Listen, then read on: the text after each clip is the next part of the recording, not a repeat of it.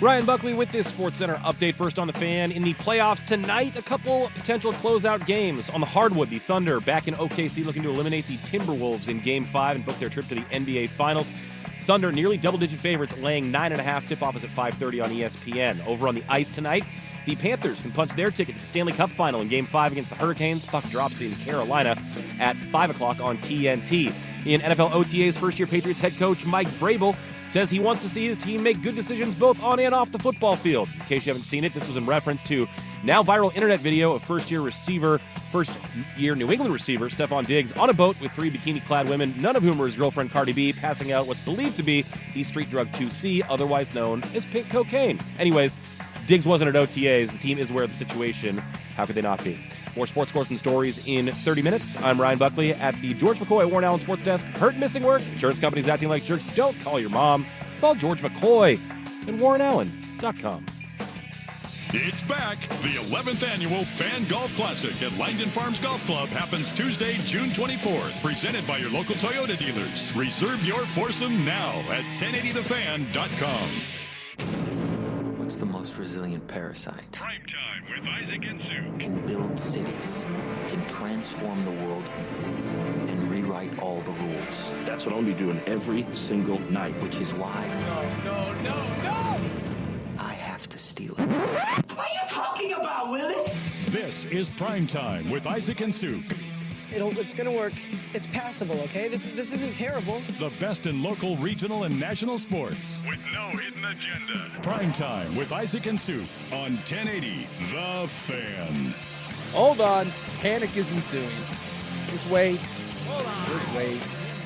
Yeah, we're on the air. What'd he do? Hey! Ahoy! I was trying to stall for you, but, you know. You okay over there? Here now. Here now. There we go. We'll just get some Isaac T. Justice up in here right now. Well, good luck to me. Here now. We had a different guy in this chair before me today, not Dusty. Yes. And there were some things that I wasn't prepared for. Ah, I see. You know what I'm saying? You were thrown off your game. I was. I understand. Namek threw me off my game. But I'm okay now. You feeling better now? What'd it do? You settled in? Well, you already you already did it. Now that's 2 what it do's. Hold on. Oh, now are you having to disinfect now? Well, yeah, now. I disinfect every day. Have you come like a full-on germaphobe at this point? No. No? But you can't go a day without... No, every day. Every day. Because those guys are gross.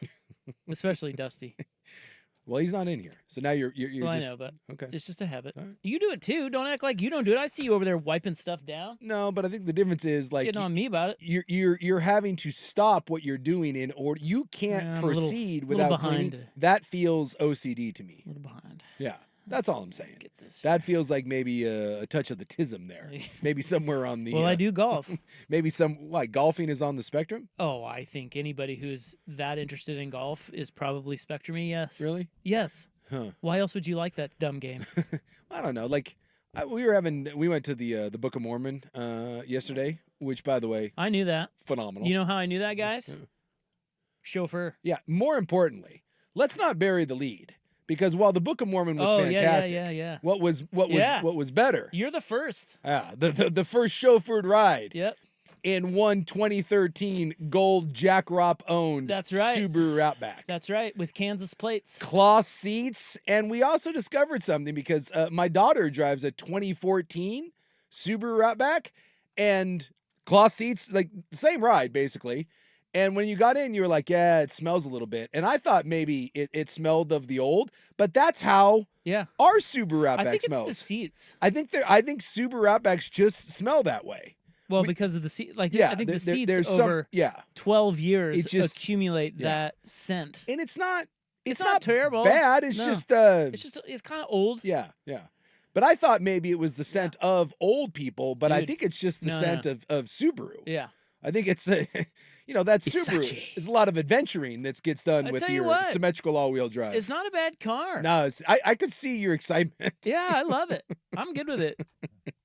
It felt good. It felt good riding around Portland, and the gold color is You're welcome. Is a nice touch. Yeah, so if you see a gold 2013 Subaru Outback cruising around in Portland with Kansas plates, just know you know what's up. That's ya boy. Because does Jack Ropp drive anymore? Yeah, well, they have 2 cars, so Okay, so they he- kept one. Yeah, and so then- he will not be splitting time. This has become the full he gave it to Versace me. ride. I mean, Wow. I think. It's actually pretty neat. Did he give it to you, or did you? It's just like I told him, I said, I'll pay you for it. He's like, nah. You know how the olds are. I see what this is. This is a long con on your part. You get your parents to Dude. sell the home. You drive down there all to get your hands on that tasty 2013 Outback. Hey, man. You son of a bitch. Got a car out of the deal. Yeah, this is like elder abuse. You swindled the old Rops out of that Yeah, ride. well, he didn't have to give it to me. Yeah, I think he did. I think you applied some pressure. But so after the show, we went out with some friends. I saw the BTJ, but she blew me off. Yeah, I got to tell you, man. Yeah, a little rude. She kind of blew. Yeah. I wanted to talk to you about it, but I was like, so I drop you off down Yeah. at Keller It was very nice of you again. You give in me my rides. gold Kansas Subaru Uber, Wow. and I see the beach Yeah. BTJ over there, Yeah. and The beach. yeah, I don't know why I said that. I was gonna try to shorten BTJ, Yeah. but then I realized that I couldn't, and so then Well, I guess beach I punted. it kind of works. BTJ. Beach. The beach. So it doesn't work. So anyway, I saw her. I'm like, hey, BTJ, and she's like, oh, hey, bye. Is it possible that That's what she said. she was just jealous that we were cruising around Or intimidated. intimidated? You know, She kind of blew me off. I wasn't happy about The it. fact she acknowledged you and that's all you got. If it was like, oh, maybe she didn't see me, maybe she didn't hear me, but that doesn't seem to be the case. Oh no, she saw me. pretty rude. It was rude. Interesting. I'm not gonna lie, it's a bit of a problem with her. I don't know how to address it. Quite frankly, I'm terrified of Well, her. let's talk about it on the radio. Maybe Yeah. that'll work. Let's shame her. So we went with some friends. Well, we met up some friends afterwards. We went to a bar. What? And well, that was kind of fun because we went Bar? with some with some recently ex Mormons. So Oh. if you go see the Book of Mormon, it's one of the best, and I think it's playing through like Sunday over at the Keller. Highly recommend going. It's like my 4th time seeing it, and I think it's one of the funnest. Because I go see all those the Broadway shows. I love them. I think that is maybe the funnest musical that you'll ever go to. It's just a good time. You'll laugh more than I think any other musical that I've gone to. But if you grew up in the Mormon church, maybe not if you're currently a Mormon, but if you grew up in the Mormon church or you're familiar with Mormon culture, it hits way, way better. Like you Yeah, get, I would imagine. oh, you get all the inside stuff. And so we met a buddy of mine who's been out of the church for several years now, and he's completely gone. Why would he leave the church? Who's to say? I will say that if I get to the other side and I find out that that stuff is real, I'm in some trouble because I may have facilitated some exits. Who wants to tell him? It's not real. Whoo! Thank heavens. I'm still going to do that deathbed repentance. So we went with some of his family that has recently left, just like within the last year. Do they make it hard for you to leave the church? Or do they say, all right, fine? Well, they make it hard to like if you want to like resign and get your name off the records, but you can just not show up. Does it depend if they want you gone too? Like if you want to go, but they don't want you to go, but there's probably people they also just want to kick out. I don't think anyone was sad like 15 years ago when I walked out, but they did bother me for a while. Like they would show up at your door. But if you stay on the, I don't know, the heaven registry or whatever the hell it is. Yeah, the records. So you do that and you just don't show up and you just live your life. Yeah. Isn't that what they call a Jack Mormon? Isn't that No, isn't Jack, that the term a Jack for- Mormon I think would be someone that still kind of goes but doesn't follow any of the rules. Doesn't adhere to the principles. That would be more of what I So would what's do. the term for someone who just doesn't You're inactive. Inactive. Okay. Inactive. Okay. And then if you get removed from the whole thing, that's kind of a pain. They don't want to remove you from anything. Yeah, because why? I Because don't know. there's The a- idea that maybe there's money in the numbers. I don't know. But you can. That's a process. You can get removed though. Did you get removed? Oh yeah, I'm long gone. Oh, wow. Well, remember when the weird dude showed up at my door and wrote me a letter saying that like he had a vision and a dream about me? Yeah. Yeah, we addressed it on the air, and we made fun of it. That led to them like I had a guy I know that was like, dude, this will never happen again, and then he expedited the getting me off everything. So yeah, we're all gone. I've been gone for a decade. So what's plus. the point? So we went with some recently some people that had recently left the church, and boy, I'll tell you what, like, because I was all excited, like no one else had seen it besides me. So I was like, you are going to love this. I'm like, it is so good, it is so funny. And because you were in the church, I'm like, you'll get all the little inside references. So at the intermission, I go back to because we were sitting in different seats. So I went and found him at the intermission and was like, oh my God, how good was it? One of them was crying. It hit a little. Oh no. Oh It hit a no. little too close. Aw. I was like, it's like, you okay? And she goes, yeah, it's a little harsher than I thought. And I'm like, well, it's lighthearted. And she goes, yeah, but it's hard to have everyone laugh at something that you believed in for 30 plus years. And I was like, so it was a little. Should someone have warned her? Well, I mean, I thought everyone knew, and she doesn't go. She's not in the church anymore. I mean, what does she think she's going to see? South and it's the South Park guys, and it was a little A little rough. bit of that's on her. Yeah, I'm sorry. Yeah, it was a little rough. Sheltered there, Alice. I felt bad. I felt bad for her because I was like, I came rocking up like, oh man, this is the best thing ever, right? It's so funny. Let's and then look at it the other way. The look on her face. Look, she had a bad night, but let's look at it the other way. Yeah. Progress. Like she's now seeing. She's like, oh, okay, and she'll probably be able to laugh about it in. I would hope so. 6 weeks, because it's really a good show. Maybe 8 weeks. The whole point of that was you were Do talking. you have a point here? Well, you were talking about the spectrum. Yeah. And so we went to had some drinks and some food afterwards. By the way, aren't we all on the spectrum? This is my point. So her son was there, and her son is a recent graduate of UO, and he was there with his fiance, and they were lovely, a young couple. She dispenses justice as an attorney, Nice. and he works for Fish and Wildlife, and he's like a savant when it comes to anything animal. Like he knows every animal like known to man. Well, it's good that he works at the Fish and Wildlife. Well, that's what I said. And so the mom was bragging about him, which, is, well, you should. She's like, ask my son anything about animals. And I was like, well. What'd you ask him? Honestly. Boy, that's a loaded question. That's what I said. Can he talk to pigeons or crows? That's good. I should have brought that. Can he catch a pigeon? Would you set him up with your son's girlfriend? You should have said that. I have a girlfriend. I got a girl for you. But they were and then she was she was asking me animal trivia questions and then having him answer. She was like, what's the only animal that breathes out of its butt? And I was like, why are you asking me? Like, he's the savant. And she goes, well, he already knows. Did he give you the answer? He did give me the answer. Apparently it's the turtle. Oh, yeah? Yeah. They breathe out of their ass? I guess. But she was like, wow. She was trying to prove to me that he was a master of all things animal. And I was like, no, I believe you. That's a fun fact. Yeah, I thought it was fun. He had lots of fun animal facts. He's a nice guy. And then she also then proceeded to tell me about how he's very much on the spectrum. And I was like, well, you don't need it. Now, why would you offer that? That was a little weird. I was like, is he on the spectrum or does he just really like animals? And she goes, well, he's been obsessed with it from a young age. And that was my point was, I get that there's autism that's, obviously. Sure. That's why they call it a spectrum. Yeah, but that's my point is I think when we were kids, no one would call that guy autistic. He just was an animal guy. Right. We all knew that kid in school, and unfortunately that kid got picked on and got dodgeballs swung at his head. So we've come a long way in our treatment of autism. But that was my whole point that I was making to her was you didn't have to point out that he's autistic. He's just a smart guy that works for the Fish and Game. I'm convinced that 90% of us are autistic. So to your point, if you're really into golf, you're autistic. Why can't you just be really into golf? Well, fair. Actually, that's probably more right than what I'm saying. But I think that I'm going to get in Yeah, you're probably going to get in trouble. Yeah. Well, it's a weird thing and people get all butthurt when you talk about it, but why not? Lose the stigma. Let's I just talk think about it. A lot of people who are drawn to golf, not all, Yeah. but a lot, are they may have a neurological condition. But this is what I'm asking. Why is it's not how right. many of us I'm then just are saying. quote normal?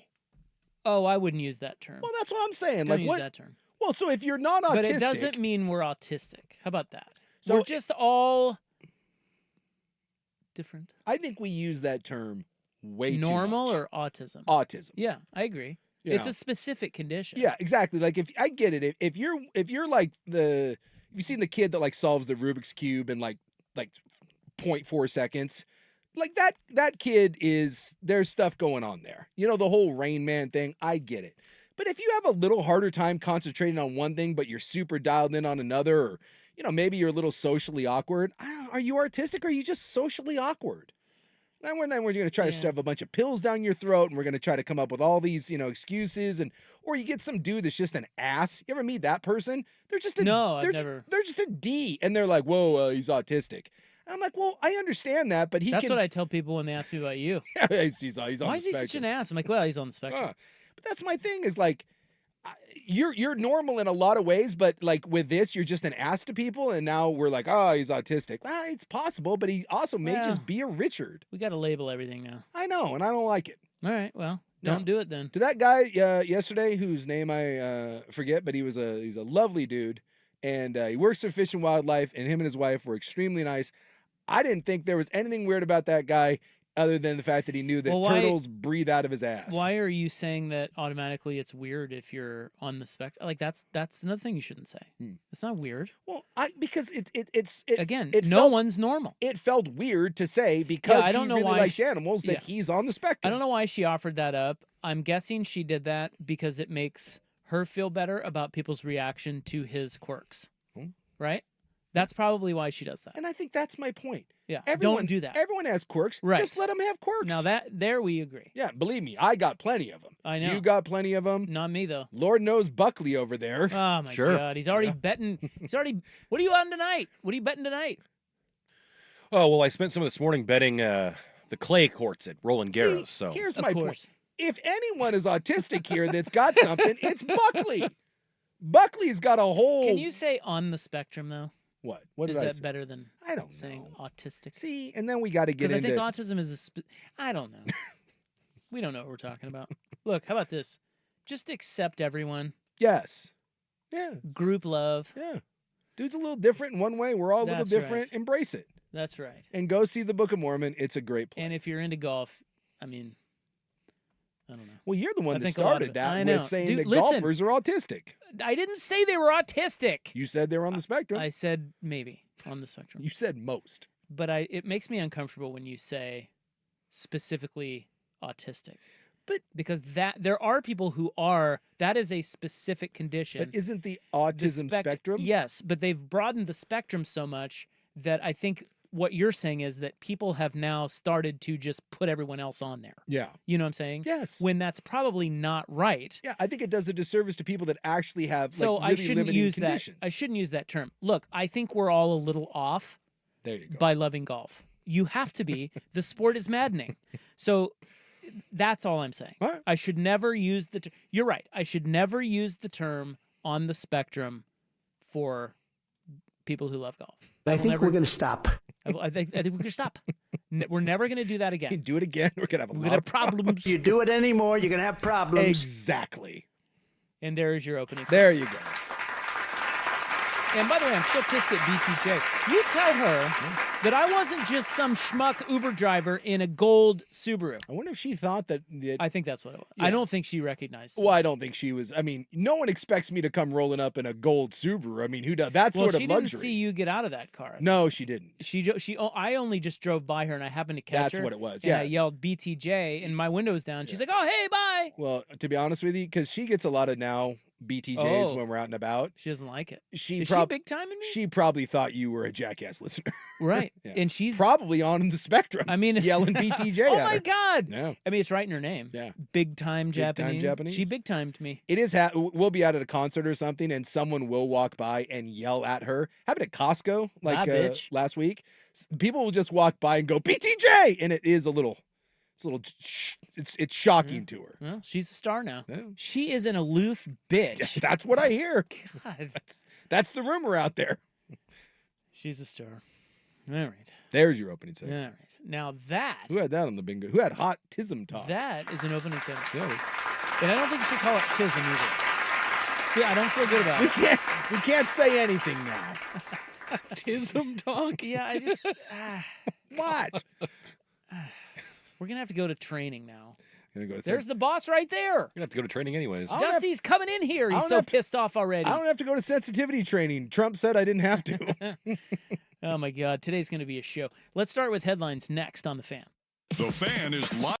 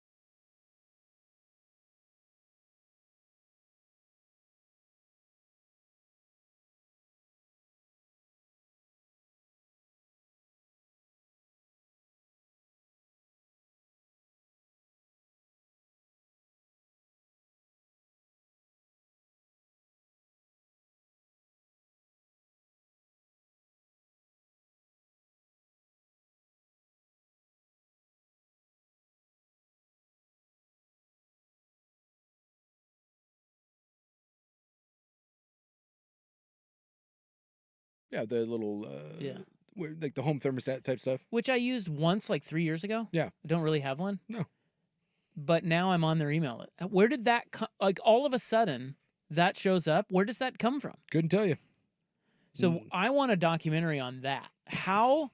Because and then I got one from Nextdoor. I haven't used Nextdoor for years. How does this happen? Don't know. It's like you unsubscribe and then all of a sudden someone resubscribes you or sells your info and then you're back on their list and you have to unsubscribe again. Now Apple wants me to buy more storage for 99 cents a month, $2.99 a month, or $10 a month. I do that. I'm like, it's important. I don't. Why? Well, I got a lot of crap on my phone. I need the extra storage. I don't know. No. But anyway, I just don't understand how it keeps happening. It's really annoying. Couldn't tell you. And you just got to keep unsubscribing. Yeah. And or that, of just course, not look at your email. Yeah, I guess that's true. Yeah. But sometimes important stuff is in there. That's why I like the Gmail know? breaks it up into categories, so they set up like the promotional anything you get on any social media, and then you can just delete that junk stuff box. in just mass. But You know what I'm going to do? I'm going to go take an email course. no, you're not. I'm going to learn all this. No, you're not. I'm going to become an email wizard. No, you're not. You know what I'm even going to do? I'm going to create my own, signature at the end of my emails. Isaac Rupp, 1080 The Fan. Make it a great day. Of all the things that you could do, that is by far the one that there's a small possibility, like in an alternate universe, but you're still not going to do And I'll that. put the logo on there. One, you don't know how to do it, and two, you're not going to take the And time. my Isachi signature. Nah. I need to step up my game. No, I agree with that, but you're not going to do it. By the way, kudos to you for firing that off at the same time. I love when you guys do that. We do that a lot. It warms my heart when you guys hit the button at the same time. Great minds. Yeah. All right, we're going to get to headlines. Stephon Diggs has some non-news out there, which I think is funny. Makes sense. He's kind of a non-newsy sort of guy. Yeah, I mean, this is, to me, very stupid, but it's kind of funny, and it's a thing, so we're going to talk about it. That's right up our alley. Stupid and not a thing. Yeah. So, therefore, we'll discuss it. Sounds about right. Buckley mentioned, what do they call in the French Open these days? Roland Garros. Yeah, they changed that. Did you know that? They changed it. It's always been there. No. Well, they've always called- called the venue that, but now they're calling The the tournament that. is no longer the French Open. It's Roland Garros. Come again? Oh, my God. No, I'm being silly because Yeah. They changed the name of the tournament. it was more of like, oh my God. Yeah, I know. I got you. Yeah. So anyway, the coolest thing that's happened You were about ready to come across the table at me on that one. at Roland Garros yet, it involves a watch, and it has nothing to do with tennis. Really, I'm still trying to process. You can't just drop that on me. It's no longer Well- so Rafa no longer won like 17 French Opens. I will say, He runs 17 Roland Garroses. you may have been gone, but You want to do the TNT clip? didn't we play that? He might have been out. He might have been out, but I think it's worth revisiting. Yeah. Roland Garros from Paris, the clay courts, one of the tennis Grand Slam events, and it's on TNT and streaming on Max. Our first year of that coverage, can't wait for it to start. Changing that from French Open to Roland Garros is one of the stupidest things I've ever heard. Stop. You don't tell. Trying to keep a nice relationship with our new partner. We gave him $60 million a year. Can they? It's May 25th. We gave him $60 million a year. We can change the name if they want.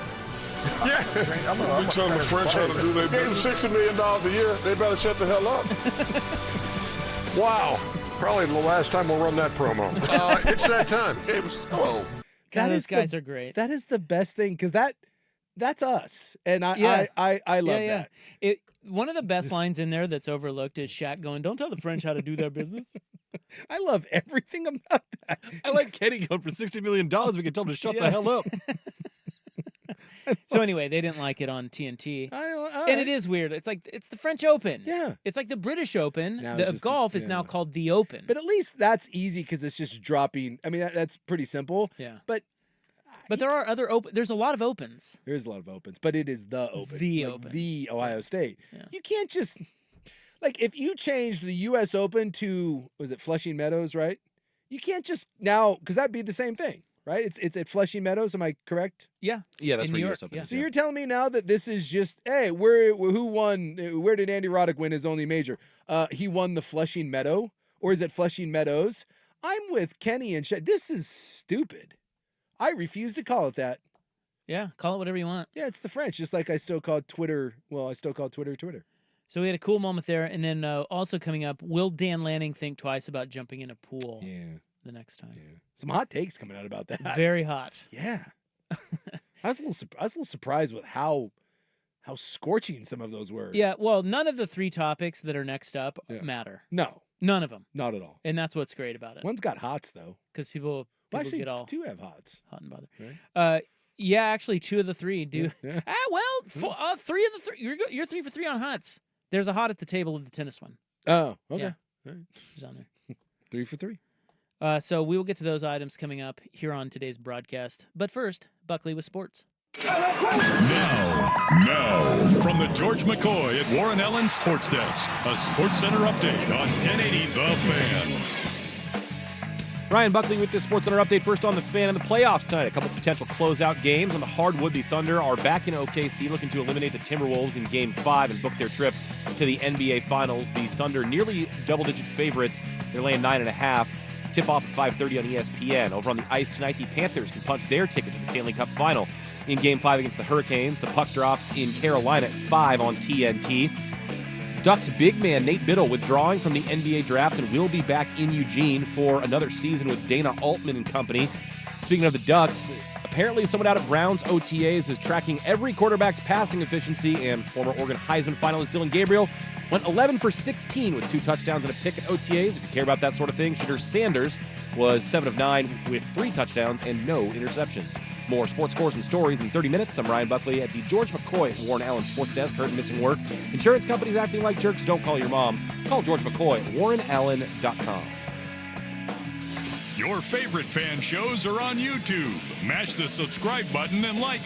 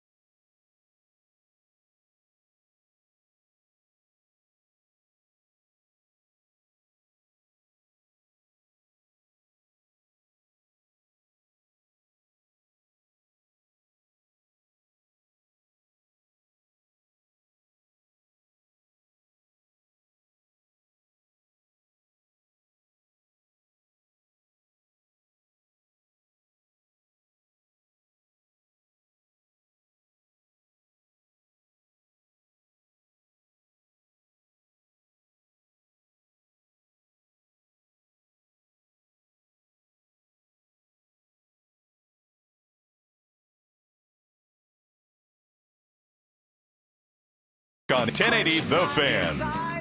All right, I know it seems like we're trying to get to nothing today, but that's not true. No, we just didn't. It's just we have 4 hours, and when you have 4 hours, you have time to breathe. Well, And so I have to tell you... We've gone on the show spectrum as well. I'm very confident. Yeah. I have to tell you about something that just happened. I was walking back to get some water because so we're not getting to anything yet again. no one will refill the water jug out here except for me. Yeah, that was your whole thing. Well, I mean, I'd like it if somebody else paid the $8 every once in a while. You know, that's just, Didn't Buckley give you some... No, he refuses. No, I did not. Someone gave you money. It's absurd. Dusty did. Yeah. But not you and not Buckley. I don't use it. Not Yeah, Swigar. I've not used it anywhere near $8 worth, so I'm out. Well, anyway. So I have to go back to the back to get my water now. Yeah. Until I so kindly refill it for you guys. Really roughing it. Yeah, well, it's way back there. And anyway, there are old donuts back there. Yeah, they came from in 2 days ago. Kurt Ludwig, I think, got those a day or two ago. I think that was yesterday. Yeah, it would have been yesterday because we weren't here Monday. So yeah. Tuesday morning, he throws 2 boxes of donuts in there from a meeting or something. Yeah. In the kitchen. And I just made the mistake of having a bite. You ate a day and a half old donut? Yeah. How'd that go? Well, it was terrible, and I instantly regretted it. But I walked out of there, and walking back towards the show, I see John Ludwig from sales, and he saw me chewing something, and he goes, "You just had a day old, didn't you?" And I said, "John, I did." Yeah. He said, "You're ashamed, aren't you?" I said, "John, I am." Well, you could now send me down a whole other rabbit hole. Don't eat those donuts. They were good originally. Yeah. They were good yesterday. I had They're half not. one. Yeah, they're not anymore. So here in, because again, now that we've decided to officially get to nothing, I ask you, is there a greater shame food than the old donut? The old stale donut? Because when you eat the old stale donut, you know it's not good. I knew it wasn't going to be. Yeah, you knew it wasn't going to be any good. You pick it up and it's stale. But I hoped. You bite it and it still doesn't taste good, but you're still chewing it. I mean, and instantly you're just like, I am disgusted with it. But you ate it. I did. Well, it was only a little. I mean, it was a little. I'm just saying. Find me. Is Little there maple bar. Is there a greater? I knew you were going with the maple bar. I love the I knew maple it. bar. Well, who doesn't? Is there a greater shame food than the day or two old donut? The only thing I could offer is maybe when when you have a pizza and it's old and crusty and not good. Yeah. And you eat one piece and you're like, oh, why did I do that? Yeah. But then you eat another. Go back for more. Yeah. See, here's the thing. And maybe this says something about me and my spectrum. I don't feel guilty about old pizza. I will eat old pizza and not even think about it. Hell yeah, that's good but pizza. What about but I'm saying it's the extra piece of old pizza that is gross and because you've already had one. Yeah. You don't need the other. That's the thing about pizza is I don't know about you. I have pretty good food intake control, pretty good. Sure. But when it comes to pizza, I do not. Yeah. I cannot control it. If it's sitting there, I'm going to eat it. And there's oftentimes that last old stale piece that just needs to be tossed away. But you eat it. Yeah. That right there is the only thing I can think of that comes close. I don't know why. I don't feel overtly shamed about old pizza. I feel like old pizza is like, it's pizza. But there's something about an old donut that just... Well, again, it's not the old pizza. It's piece. the last bit piece of the old pizza. Like, especially if it's just maybe like a handle. It's just like a piece of crust. That's bad. The piece of crust. That's bad. That has the tooth marks out of it. I can't lie. I'll eat that. I've had some handle on some pizza. And that may be more shameful than the donut. Well, I feel like it's so wasteful. Yeah, you see it down there and you're like, well, and then you can justify because you're like, well, it's just But also crust. you're chewing on gnarled crust that's kind of dried up that has no sauce or I meat know. or cheese on it. I know. It's like, It's cool, what a gross. crappy breadstick. Good for you. Yeah, I mean, yet we do it. We do it. The only now maybe there's a little bit of sauce left on the there. other one that kind of hit me now because I hadn't thought about this until you brought up just the crappy handle of pizza. That chicken strip that isn't really a chicken strip. It's just batter. It's like like the pinky toe of the chicken strip. Yeah. And you're not certain that there's any real. There's no chicken in it. There's no chicken in it. It's just the breading. And you know what? You eat it every They're time. great. Yeah, they're great. Yeah, I got no problem. That's not good. It's a little much. That's a little much. Carl's Jr. had an ad, or maybe it was Burger King. This is like probably 10 years ago, and there's like two guys sitting in a truck in traffic, and they're eating their burgers. And you know how like that American cheese melts off your burger and goes onto the wrapper? Oh, yeah. The guy looks over at his friend and goes, "Hey, man, you gonna eat your cheese paper?" And like eating the melted cheese that's coming off the burger and just sticking to your wrapper. Yeah, that's not great. That's not good. It's not a good look. It's not a good look for anybody. Some guy says he calls those the pizza bones. Yeah. Yeah. And you will. You'll I'll walk eat by and those. be like, I don't even care who ate the. It No. kind of doesn't count who ate the actual Yeah, pizza. it's no counties. Yeah. Yeah. At least with a donut, you feel that someone cut it or ripped it in half. You know someone gnawed on that pizza and you Yeah. still don't care. Somebody said Slim Jims are pretty shameful. Oh, God, that's awful. Yeah, but that's a whole different category because that's not leftover. If you went into a convenience store, which I believe is the only place to buy those, I don't think they sell those in normal stores. If you walk into a 7-Eleven and you look at a Slim Jim and think to yourself, this is what I'm spending $2 on, you probably need to make better life choices. So that's a whole different category of shame because that's new. You're buying old pizza, old donuts. That's just that you find those. A Slim Jim you set out to eat and purchase, that's rough, man. Because inside that convenience store, there's real beef jerky, right? You got the beef jerky that you can lift up and get fresh in the little containers. Plenty of beef jerky sticks that you can, like a Tillamook or like an Old Trapper. But you're choosing the rat ass Slim Jim. You got, and there's like that weird oil that it sits in, like that weird pink. Yeah, I can't handle that. I think they used to make chicken nuggets out of that. The fact that you're choosing to eat that, What? you just don't care about yourself. You just you're going down the wrong roads. Well, we've blown another one, guys.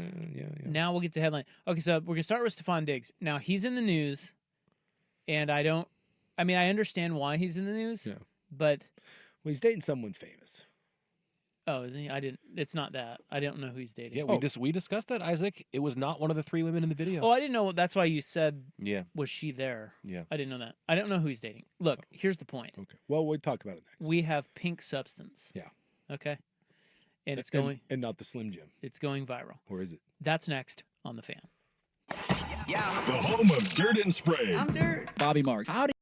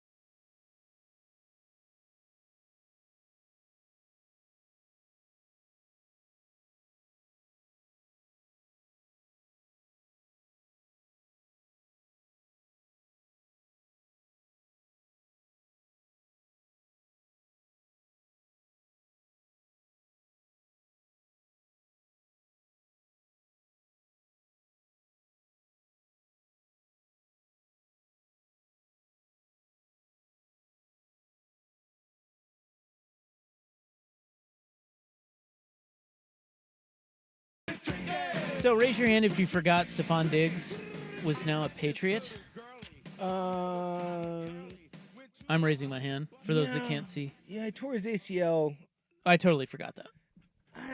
It may have taken me a minute, but I knew it wasn't back with Houston. I'm going to go, can I raise my hand? Kind of. You sure can. It's like a halfway sort of thing. I noticed Buckley didn't raise his hand. Did you remember that he was with the Patriots? Yeah, it was kind of their big acquisition for Drake May. Yeah. Okay. Which, by the way, I still contend.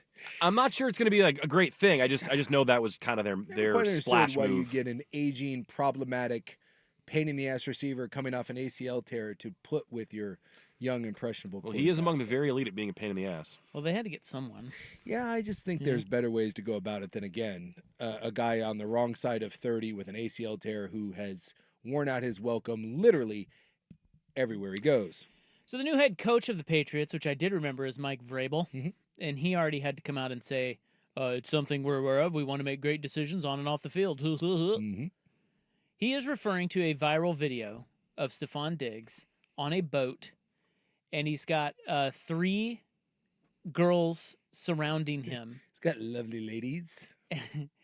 And they are begging him for drugs, of which he eventually gives them once he makes them call him daddy.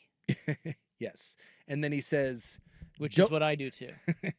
And then he says, don't take it all. Yeah. But go have fun and come back to me. Yeah. That's hey, it's your window, daddy. And then... Which, by the way, kind of a baller move. Hey, ladies, call me daddy. Now you go do this and you come back, but don't take it all. And then he hands them what appears to be a baggie of a pink substance, which... look, I'm no drug expert, but there are drug experts out there. I believe everyone is calling it the pink cocaine. Or 2C. 2C. So that's the isn't that kind of the same thing? Isn't that the psychedelic? Isn't it like cocaine mixed with some... It's like a synthetic cocaine. Yeah, it's kind of a cocaine knockoff, at least in my research. Yeah, it's like cocaine, and they mix it in with some hallucinogenics, some other goodies. Yeah, you get the highs of the coke. You get any fent in there? You get some of like the whoa. Could be fent in there. Yeah. Gotta be careful. Anyway, hey, the point is he's not taking it. He just wants the ladies. Well, he didn't want him to take it all. Well, that's And they were so appreciative of the drugs. Yeah. And they called him daddy and kind of flirted with. Now, who's he dating? Cardi B. Oh, okay. And I guess it sounds like she was on the yacht partying with him. Okay. So this to me is like a nothing burger. It's so mundane and who cares? But I get it. It's a bad look for the Patriots. And of course, they're going to have to address it. And they're like, Diggs, dude, freaking, what are you doing? But can I just offer up that there is somebody getting a pass here that should not? Go for it. And that is whoever freaking filmed that. Oh, yeah. Dude, come on. All the guys do. He's having a good time on a yacht. Yeah. He's got some hose. Yes. Got some pink coke. He's rich. Who cares? Stop filming. His gals there clearly in support of what's about to go down. I hate that. Yes. Who is that? Yeah, it's... And I guarantee you Diggs knows who that is because he was standing he or she was standing right there. Yeah. But can I say... I'm with you, and we've talked about this. There's nothing that bothers me more than if you're out having a good time and someone in your group starts taking photos or videos. Yeah, what are you doing? That you can take whatever, but why is that out? That is no, you can't take whatever. No, you can't. You're right, but I'm just saying like that is an instant. We don't ever hang out. But there's a difference between filming something or taking a picture and then releasing it. There's probably a lot of stuff on a lot of people's phones that could get a lot of very high-profile people in trouble, but it's not out there because people have discretion. This guy, whoever this person was that filmed it, did not. It's probably someone going for clout, where they're like, look, I'm on a boat with Stephon Diggs, not even beginning to think of the ramifications. I'll tell you what, that's an immediate ass whooping if I see you take... I mean, like, you can't... There's just no reason to ever have that stuff filmed, but this is where I'm going to defend whoever the jackass that was filming this. A lot of times these idiots post it themselves. We saw Ja Morant waving guns on his own Instagram photo. Twice. So this may be the fact that Stephon Diggs knows he's on a boat with the ladies and he's producing coke and he knows that he's being filmed and doesn't seem to mind it. This may be one of those where I don't know that he does know. Oh, how can he not? Well, I mean, somebody could be just, doing a holding their phone. I don't know. All I know is if you've got 3 ladies and something's about to go down, and you've got some Coke, whether it's pink or white, and someone's got their phone pointed at you, and you're like, ha ha. Well, like I said, it doesn't that's on necessarily you. mean the phone was pointed at him. People can discreetly film things. It's true. And here's the other thing: Diggs probably does this crap all the time. Sure. So I'm guessing guys like that can't. Like, I wonder what that's like to have to try to be discreet about everything all the time. Yeah. You know what I'm saying? Yeah. So he probably just, especially when he's on a boat, or a yacht, he thinks he's in the safe space, and he should be. Well, but unfortunately now, and this is the problem that I don't want to be too judgy. Look, I think we know what these ladies are about, right? And that's the problem. Drugs. When you're with the hoes, when you're with the ladies, this type, well, it's the same ones. Well, I'm like sure they're great. What Gronk had this, Julian Edelman had this, where like there's like they take photos of them while they're sleeping, and they're like, "Look who I just stooped." These are not. That was Edelman. It was. I think both of them. It happened to Harden. Yeah, it happened to Harden. Like I think this is something like when you're with that type of. I think you called it what, a clout chaser. Yeah. When you're with the clout chaser ladies. Happened with Josh Giddey with a 17-year-old. Yeah, when you're with these people, honestly, I think anything goes, and they're going to do anything to get the attention because it's not them that there's going to be any sort of blowback on. To them, they think it's great because now they're on Instagram partying with Stephon Diggs and Cardi B on a yacht doing God knows what. But it's Stephon Diggs. Now, it's OTA, so it's voluntary. But here's a guy coming off an ACL tear. He signed a 3-year, $69 million contract. And instead of being at voluntary minicamp with your young quarterback, which you were brought in to kind of be the big weapon for, you are now having to make you're making your head coach having to answer questions about you and drugs and ladies on a boat. It's tremendously just stupid. But this is, I think, what you get when you get in bed with literally and figuratively with Stephon Diggs. I mean, he has a reputation for a reason. Okay, coming up next, the coolest thing that has happened at Roland Garros so far has nothing to do with tennis. Or the French Open. That's next on The Fan. OKC looks to take out the T-Wolves in 5. I'm Joe Estrada.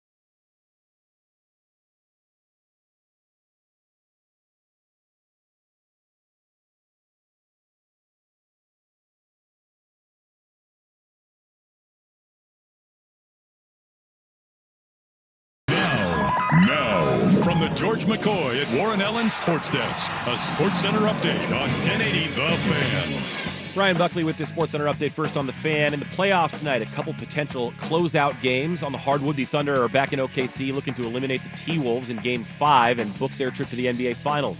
Thunder are now laying 8 points at home. Tip-off at 5:30 on ESPN. Over on the ice, the Panthers can punch their ticket to the Stanley Cup Final with a Game 5 win over the Hurricanes. Puck drops in Carolina at 5 on TNT. In NFL OTAs, first-year Patriots head coach Mike Vrabel says he wants to see his team make good decisions both on and off the field. This in response to the viral video going around by first-year Patriots receiver Stephon Diggs on a boat with bikini-clad women and a pink substance. Oregon big man Nate Biddle withdrawing from the NBA draft and will be back in Eugene for another season with Dana Altman and company. Remember that recruit who made his commitment to the Ducks jumping in a pool with Dan Lanning? That was five-star edge rusher Richard Wesley, who is now decommitted from Oregon just 17 days after the commitment. He'll take official visits to Texas and Ohio State. More sports scores and stories in 30 minutes. I'm Ryan Buckley at the George McCoy at Warren Allen Sports Desk. Hurt and missing work. Insurance companies acting like jerks. Don't call your mom. Call George McCoy at warrenallen.com. The Hot Corner, now in its new time. Tuesdays at 7 after Isaac and Sue on Portland's sports leader, 1080 The Fan. Hear this, right now. Welcome. Primetime with Isaac and Sue. What is going on up here? I never know, man. Unbiased. Shut your mouth. Uncompromised sports talk without the sugarcoating. I hope you're happy. You wasted everyone's life for 30 seconds. Isaac Rupp and Jason Sukanik. Now shut up and let me do my job. The best in sports coverage. This is gonna be great. This is Primetime with Isaac and Suk on 1080 The Fan. All right, nice to have you along. It is hour 2 of our radio program today, where we are sort of talking sports with you. Sort of not. Here now. Stephon Diggs is a sports figure. Do we have Game 5 tonight? Is Thunder Timberwolves We do. tonight? We do? Yeah. And we got a hockey game, too. Who's playing tonight? In hockey or in the NBA? Well, no. Game 5 is Timberwolves Thunder. Yeah, and Game 5 in hockey is what? Florida and Carolina. Oh, I don't care about that. You asked what we liked tonight, Isaac? Yeah. Who we like? We like a closeout parlay. We like Panthers and Thunder, both to win. Okay. Plus 140. That's a parlay, plus 140? Yeah, just both teams to win, not cover. By the way, every series now in both leagues is 3-1. Or 1-3. My Oilers. Your Orioles. Although the Hyman has been busted, though, which is... Whew, that's going to hurt. It's going to hurt. We need him. Yeah. Zach Hyman out. Surgery today on an... I live in hockey. They won't even... So Zach Hyman, who's a power forward for the Edmonton Oilers, and yes, they do have power forwards in hockey. He got hit on a really weird, it was glancing blow to his hand. Didn't even look like anything, and he immediately dropped his stick. Doesn't come back to the game. And in hockey, they will never say when anyone's hurt with. They'll just say upper body, lower body. Well, they announced today he had surgery, and he's likely done for the playoffs. Duh. But they won't even say what he had surgery on. And he's not coming back. No, just say it's but his once hand the or it's his playoffs are wrist. over, then they'll be like, all right, you clearly broke a wrist or you broke a hand. Just I don't know why we have to be like, he had surgery on an undisclosed upper body injury. It'd be one thing if they were feigning like he was actually going to come back, but if that's not the case, then what's the point? Well, and even if you are coming back, everyone knows that you hurt a hand and arm. Something with that arm, we all saw it. Why are we having to do the big ruse here? Just tell me what happened. So when did they get power forwards in hockey? I thought it was forward. He is a forward. He's just he's a big burly forward. He's a big burly There's guy. different they call styles. Those guys power forwards. And it's kind It's of a new thing. It's a tongue-in-cheek play on the NBA because a lot of other forwards or wingers are speed guys, and he's They're not. kind of candy asses. And Hyman's got a big ass. The Hyman's got a big ass, and he parks it down in there and gets her done. Do they have point guards in hockey? They do not. They have the point. They have a point, but there's not a point guard. That would be a point on the power play. Well, anyway, Panthers Hurricanes tonight. Yes. Game 5. Yes. We've got some Ducks news coming up here momentarily, but I want to talk about Roland Garros for a moment. That bothers me. The new just French so Open. You know, I'm just not okay with it. I heard you. Yeah, it's okay. I don't know what to tell you. I mean, I Can don't think they care. Can we please call it the French Open? No, I'm going to call it by its proper name. Yeah, because I'm a proper sportsman. Yeah, the proper name is the French Open. So, Alexander Zverev is really good at tennis. Do you know him? Not really, no. Yeah, he's good at tennis. I have fallen outside. Is it Alcaraz? Yeah. Dude, outside of him, tennis has become like just it's just Well, the big three are gone. I know more. Wait, are they? Djokovic is still Yeah. playing, but not Jokic- especially okay, well. Joker's still playing. I know more WNBA players, and Joker. that's saying something, than I do professional tennis players. Really? Yes. Huh. I don't think I I could do. rattle off like 8 WNBA players, Go. maybe 9. Go. Damn you. All right, we got Caitlin Clark. 1, 2. Angel Reese. Caitlin Clark is white. Paige Beckers. 3, Cameron Brink. 4. Sabrina. Sabrina who? UNESCO. 5. And then the Aja Wilson. That's right. All right, I think it's 6. Asia, but yeah. Asia. AJA, right? Yeah. Asia. That's 6. 2 more. Aaliyah Boston. That's right. You could be making that up. No, that's correct. Sabby. 7. Close. Sabby, the duck, Sabby. What's her name? Sabby, Sabba, Samsonite. I was way You don't know her name. Brittany Griner. There you go. She's still playing? Yeah. Brittany Oh, Griner's yeah. still playing. Well, you did it. Nice job. Boom. That's You it. were thinking Satu Sabalu. Satu Sabali. Hey, that counts. What'd you call her? Sabali? Sabby. Sabby. Sabi Satu? Sabby Swami Samson. I can't name 8 tennis players. I guarantee that. I'm impressed. Luke. Yeah, it's pretty good. Yeah. That's pretty good. Yeah, hot WNBA talk. Can you name 8 tennis players? I don't think you can. And Here you we go. supposedly love tennis. I don't think so. Let's try it. yeah. So you're saying Novak Djokovic is still playing? Correct. Which you didn't know, by There's the way. one. That's a freebie. Svetlana Svlenklas. You're done. She's good. No, she's not. You're done. Svatek. Close. Does she have a first name? And could you try that pronunciation again? Svitek. Does she have a first name? She does, but I don't know it. I believe you're thinking of Iga Swiatek. Who's the guy? Yeah, dude. The American you're guy. out. You are so done. The American guy. The American guy. Yeah, Which yeah. one? There's a tall one and there's a black one. Jesus. Can you mix John one in? Isner Is that what you're doing? John Isner. is the tall one. No, he's the old guy. There's a young Riley Opelka. He could be the tall one. Ben Shelton. Is that the tall one you're thinking Taylor of? Fritz? He's tall and black. Taylor Fritz. He's the tall one. Don't know. Yes, that's the tall one. You don't know anything. That's the tall one. I understand, but you didn't know him until I said him. Well, I know him. I picture him in my head. And then, God, who's the? Yeah. I failed. Thank you. Continue with your hot French Open discussion. Can you give me the list of American tennis stars? Francis Tiafoe. That's who I was thinking of. I like him. He's Tiafoe. black. He's a black guy. I was watching him on that tennis documentary on Netflix.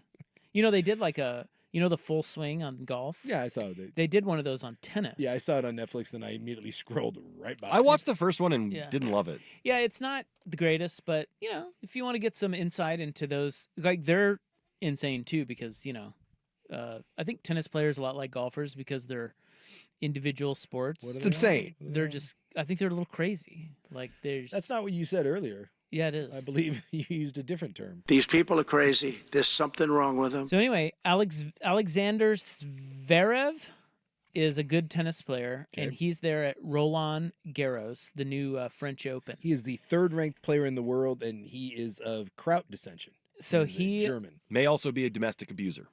Oh, really? Yeah. Oh. Uh-huh.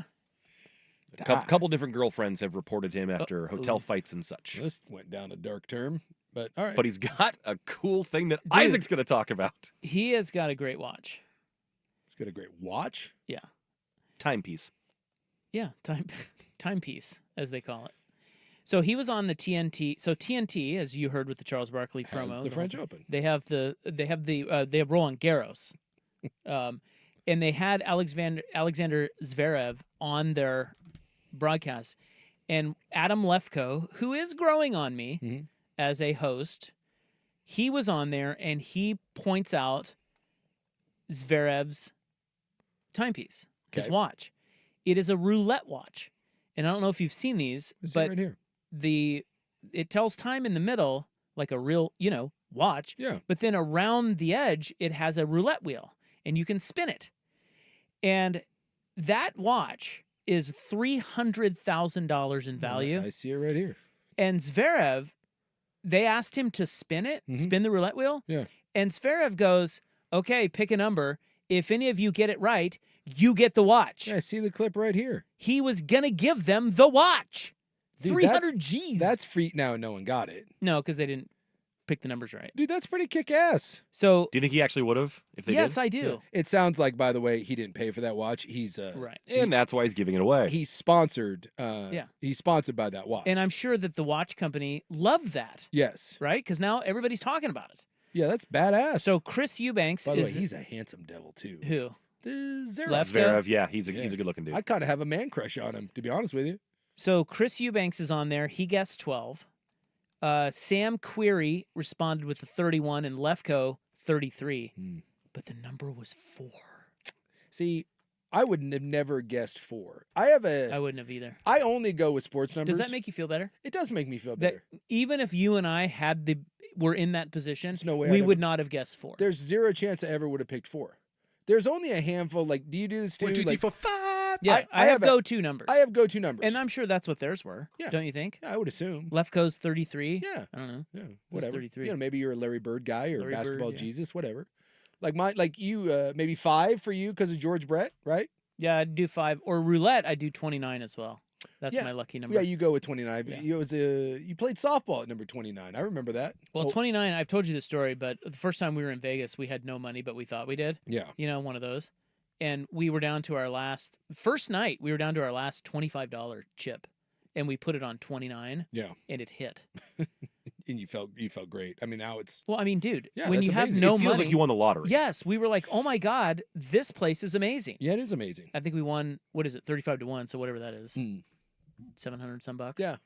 And it changed our whole trip. Dude, that's amazing. So to this day, I will always bet 29, black 29. If I have to do, well, Wesley Snipes said always bet on black. And I don't, because my favorite number is 19, Iserman, and 19 on the roulette wheel is red. So Red Wings. Black, please. Thank you. So I always go, if I had to pick one number on a roulette wheel, it would always be 19. Black down. Red 19. Well, anyway, they didn't get it, and he kept the watch. But that's pretty cool. So far is the coolest thing that's happened at Roland Garros. Nothing else has happened? Well, they're in the early stages of the tournament. Do you care? The answer to that is no. And ask me if I care about the later stages. You don't care who wins the Roland Garros? No. I have not cared about a tennis tournament since when the Joker was going to break the record. That was the last tennis tournament that I could say I paid any attention to whatsoever. What if clay court boy... Are you all right? Well, what's his name? Rafa Nadal? Yeah, Rafa was still playing. Maybe. I mean... But he's not. Because he's out. But he's not. And Federer's gone. Yeah. I mean, it's kind of like... Yeah. I don't know anybody. And I don't Except care. for Tiafoe. I honestly, and this, I'm being dead serious here. Of the sports that are not like fringe, like Frisbee golf, right? So if you're going to say all the sports, because I'll bowling doesn't count because no one, like, of the major sports. So you got the 4 major ones. You throw in soccer, you throw in women's basketball, you throw in, you throw tennis. What else would be included in this? Like horse racing. I think you wanted to do that. Boxing, MMA. Am I missing anything that isn't just beyond fringe? No. Because like lacrosse is too fringe, volleyball. No, there's no real pro leagues. There's no real money in that. In the money-making sports, there is not a sport that I would watch. And I'll include rugby and Australian rules football in this because I watch those. There is not a sport I watch less. Than tennis? And that I care less about. Really? Than professional tennis. Very bottom of your list, huh? And growing up, I liked tennis. I used to wake up when I was a kid and watch Breakfast at Wimbledon. I like tennis too. I liked tennis. I grew up watching tennis. I even, played a little tennis. I thought it was a fun sport. For whatever reason, I have no interest. I don't care. I don't know any of the players. I don't follow any of the storylines. When I do try to watch, I find the game uninteresting, especially the male game, because it's two just bombing it at each other. There's just nothing. The last 3 that I gave 2 craps about, or 2 of them are gone, and the last guy is older, and I don't care. All right. Well, in tennis's face. I think tennis has a problem because I think there's a lot of people that are like me. Tennis used to be a much bigger deal, especially, and I'm sure over in Europe and other places it's a bigger deal. When was the last time Serena Williams? So you take Serena Williams out of it. When's the last time we had a U.S. tennis player that anyone cared about? Andy Roddick people cared about, and he wasn't even any good. And yet it was Coco Gauff. Yeah, I guess. Throw her one. Naomi Osaka for a minute, but then that faded. Yeah. Yeah, that's gone. There's just no. Serena was the last. Serena was. I mean, she held up that thing for a long time, but now that she's gone, there's just nothing. No one can pick. Who you said? Taylor Fritz and Taylor Fritz. No one can pick any of those people Francis out of Tiafoe. Dude, that guy can walk down any street in America and no one gives two flying. You know what? Arena Sabalenka. Sure. Keys, Madison Keys, I think. Is Madison Keys won the Australian this year. And by the way, McEnroe has talked about this. McEnroe has talked about it for years, that the American tennis game is dead and they have to do something to revive it, or it's just going to become obsolete. Do they have to? Or does it matter? I don't know. Well, I think it matters to John McEnroe. Okay. Well, I'll tune into his podcast. I'm sure he has one. Oh, yeah, probably. I just hear him do interviews where he's trying to. He for years has been trying to rebuild American tennis, and I don't think it's working. It's not going great. No, for John. No, it's not. Listen, we have some duck news. A couple bits of duck news. Coming up next. I didn't realize this was such a hot button topic. I don't know why it is. I think it's just because there's nothing else. Dirk claimed it was the most embarrassing thing to ever happen to the Oregon Ducks. Really? Yeah. That's I was true. like, what? That's a hot take. Boy, that was like the Sizzling. hottest. Yeah, that was like Schultzy hot take. I didn't know what to do with that. All right, we'll get to that next on The Fan. The home of Dirt and Spray.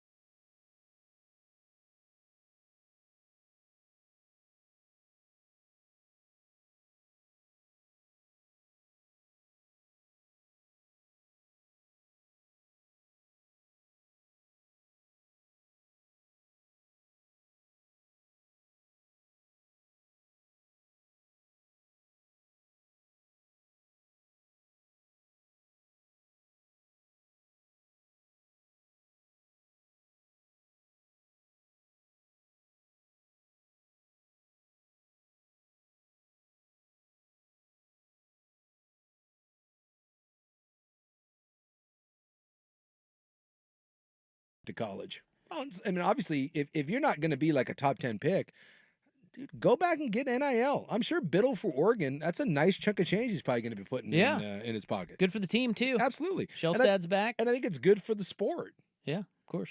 They've got Kwame Evans coming back. I was trying to think. Bamba. There was a night. Who's the? He was from Arkansas. Boogie Flan.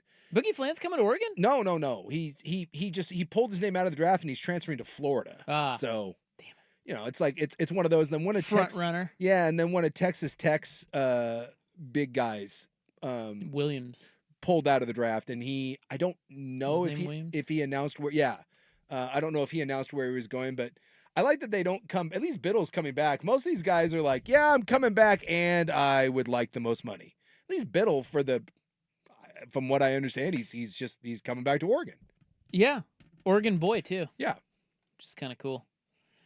Anyway, and he was real. I mean, you make the argument for a lot of the year he was their best player. I mean, Shellstad was their best player, but Biddle was right there. He was a big deal for Dana Altman. Yeah. God dang, what do you think? Yeah. Bad news for Dan Lanning, as the kid that got him to jump in the pool for him. Yeah. The kid, remember we talked about that video where it's really awkward. There were a couple of hots hanging out. Richard Wesley. And the kid's in his underwear. Yeah. And then he's got like a scream mask on his crotch. It's very... Take off your shirt and throw me. Boy, didn't sit well. It's one of the more awkward videos, but he's a 5-star edge rusher and he wants to jump in a pool with scream mask on his crotch and his undies. You do it, and Lanning went along with it. Lanning did do it. Yeah. Just yesterday, he decommitted from Oregon in what some think apparently is the most embarrassing moment in the history of Oregon. Which I was listening to my favorite morning show as I was walking the What? What? I look. Granted, it's kind of embarrassing, but it happens. Do we not remember RoboDuck? Is it only embarrassing?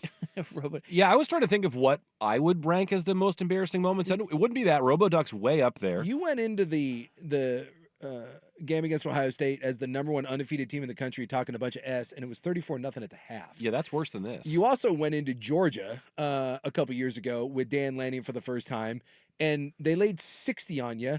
Whoa. It was 49-3. Oh, Let's 49 not get carried away. Sorry. Let's also not forget about the time that you played Boise State with Chip and was talking all that ass. And Boise rolled you, and you ended up punching him. The blunt punch, that might be up there. Can I offer the blowing the lead to only rushes in the second half of the Civil War? Oh, Absolutely. yeah. And the first one I thought of was blowing a 31-point lead in the Alamo Bowl to Gary Patterson at TCU. No offense. Look, Dan Lanning jumping into a pool and clearly not wanting to take a shirt off, and so putting his back to the camera and the kids in his under. It's weird, okay? It's weird, but it's recruiting, and every kid wants to do something stupid for recruiting. You kind of have to go along with it. And then he decommits. And by the way, he may still pick Oregon. He's not saying he's not going to Oregon. He's just an indecisive jackass 17-year-old because that's what they do. So it's between like Oregon and like 3 other schools. If he comes back to Oregon, then it's not a big deal. I don't know, is it a great look? No, but I don't even think it's that embarrassing, let alone the most embarrassing. I think it's more embarrassing for the kid than for the Ducks. Exactly. Here's a question. So this kid is in the 2026 class? Yes. Right? Yeah. So it used to be that you'd pay kids to come to your school, right? Well, it still is. Okay, but this is what I'm asking. Yeah. So so he's going to visit Ohio State. Yes. For the opener against Texas. Yes. Is he already getting money from Ohio State to do that, or are they just promising him that once he gets there, they're going to give him a bag for NIL? It is my understanding that to get a 5-star to show up on your campus, you got to give him a little something. It's not much. I mean, let's say like $10,000. So I would decommit too if, put it this way, hey, Dan Lanning, I love you. Let's jump in the pool together. We'll film a video. It'll be great. I'm coming to Oregon. Yeah. And then Ohio State's like, hey, just come to the Texas game. We'll give you $10,000. I'd be like, okay. Well, and this happens all the time. I've been told that what happens is even after a guy commits, and if they say, hey, he's rock solid, which clearly this guy wasn't, and you see people taking random visits, that's all it is. It's a cash grab. Yeah. But for the other schools, the chance to at least say you had a 5-star show up, it's good for your program. And you never know when you could, you get a kid in front of you. Right. Oregon does this. They always say that you don't want Oregon to have the last crack at a kid. Like when a kid shows up to Eugene and he is coming back to Eugene for a visit, that Oregon can put the press on you maybe better than anyone. If they're making the final pitch. Yeah. Yes. So, yeah, like very few kids, you get a handful of official visits. Most of them at this level are taking that because each visit puts a little extra, something in your pocket. And for a 5-star kid, $10,000 may not be the end all to be all, but it's still $10,000. I mean, $10,000 to a 17-year-old still probably pretty nice. I'd decommit and recommit 15 times. Well, you can't do that. $150K, baby. You only have so many official visits, but yeah. Can they pay you for unofficial visits? I don't think that's the way what it about works. that? I think once you pay someone to go to your to visit the school, I think that's probably the end of it. Can I get some of that pink candy Stephon Diggs is doling out? I bet you get some sweet gear. I bet you when you show up at Oregon, I bet you leave with a goodie bag that is just for a kid that's like a sneakerhead or whatever. Yeah, maybe some shoes that can't be bought, something like that. Yeah. Here now. Unfortunately, when I took my visits, we didn't get to do it. Here now. We got like good luck to me. Here now. You may get like an illegal sweatshirt or something, and it was illegal back in the day. Recruiting sucked back in the day. Remember when Jim Harbaugh got in trouble for like buying a burger or something? Yeah. Remember that? Remember those days? Well, and then he said, "No, I didn't do that." And then he lied about And it. they're like, the kid's like, "No, he did that. I remember what he ordered.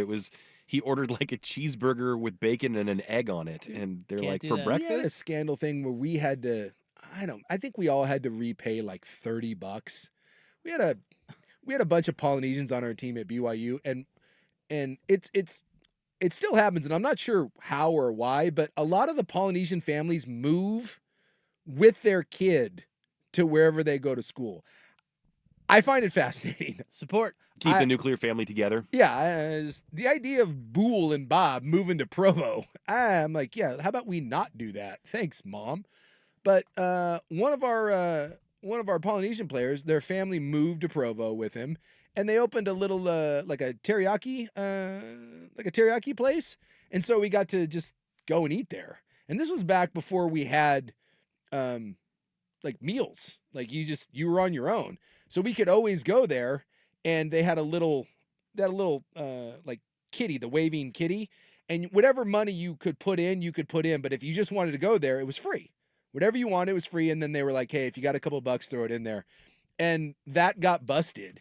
And I think they made us all, like anyone that had been there, I think we had to repay like literally $30. And that was a serious like NCAA thing. It's like we had to pay restitution. Did you keep it under wraps or did it get out into the news? From free teriyaki. I don't know how we got busted, but probably someone was talking about it, or I don't know. That sounds like a lack of institutional control. But that was a real thing that we had to have team meetings about you weren't allowed to accept. You weren't allowed to accept that. Like you couldn't go in and someone couldn't buy you lunch. Impermissible teriyaki benefits. That was impermissible teriyaki benefits. All right. Well, I'm sure Dan Lanning will get over it. It's recruiting these days. It's gonna. They're fighting for clicks. We're fighting for wins. You still have to kiss that kid's weird underwear ass because you're still trying to get him to come back. In the news is coming up next. Forget Bandon Dunes. How about Bandon Safari Park? That's next. Here's Buck. Now, from the George McCoy at Warren Allen Sports Desk, a Sports Center update on 1080 The Fan.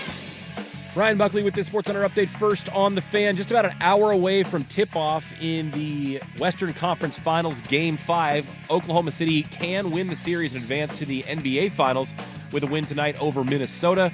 That game's over on ESPN. The Thunder are 8-point favorites. Meanwhile, one more closeout game in the playoffs tonight. It's on the ice in the Eastern Conference between the Panthers and the Hurricanes. The Panthers can punch their ticket to the Stanley Cup final with a win. Puck drops at 5 on TNT. In NFL OTAs, first-year Patriots head coach Mike Vrabel says he wants to see his team make good decisions both on and off the field. This after a video went viral of New England receiver Stephon Diggs on a boat with bikini-clad women and a pink unknown substance. Well, we think we know what it is. Anyways, Diggs not at OTAs, and the team is aware of the situation. Ducks big man Nate Biddle is withdrawing from the NBA draft and will be back in Eugene for another season with Dana Altman and company. And speaking of the Ducks, apparently someone out at Browns OTAs is tracking every pass the quarterbacks are making for the media. Former Oregon Heisman finalist Dylan Gabriel went 11 for 16 today with 2 touchdowns and a pick. If you care about that sort of thing, Shedeur Sanders was 7 of 9 with 3 touchdowns, no picks. More sports scores and stories in 30 minutes. I'm Ryan Buckley, the George McCoy at Warren Allen Sports Desk. Hurt and missing work, insurance companies acting like jerks. Don't call your mom.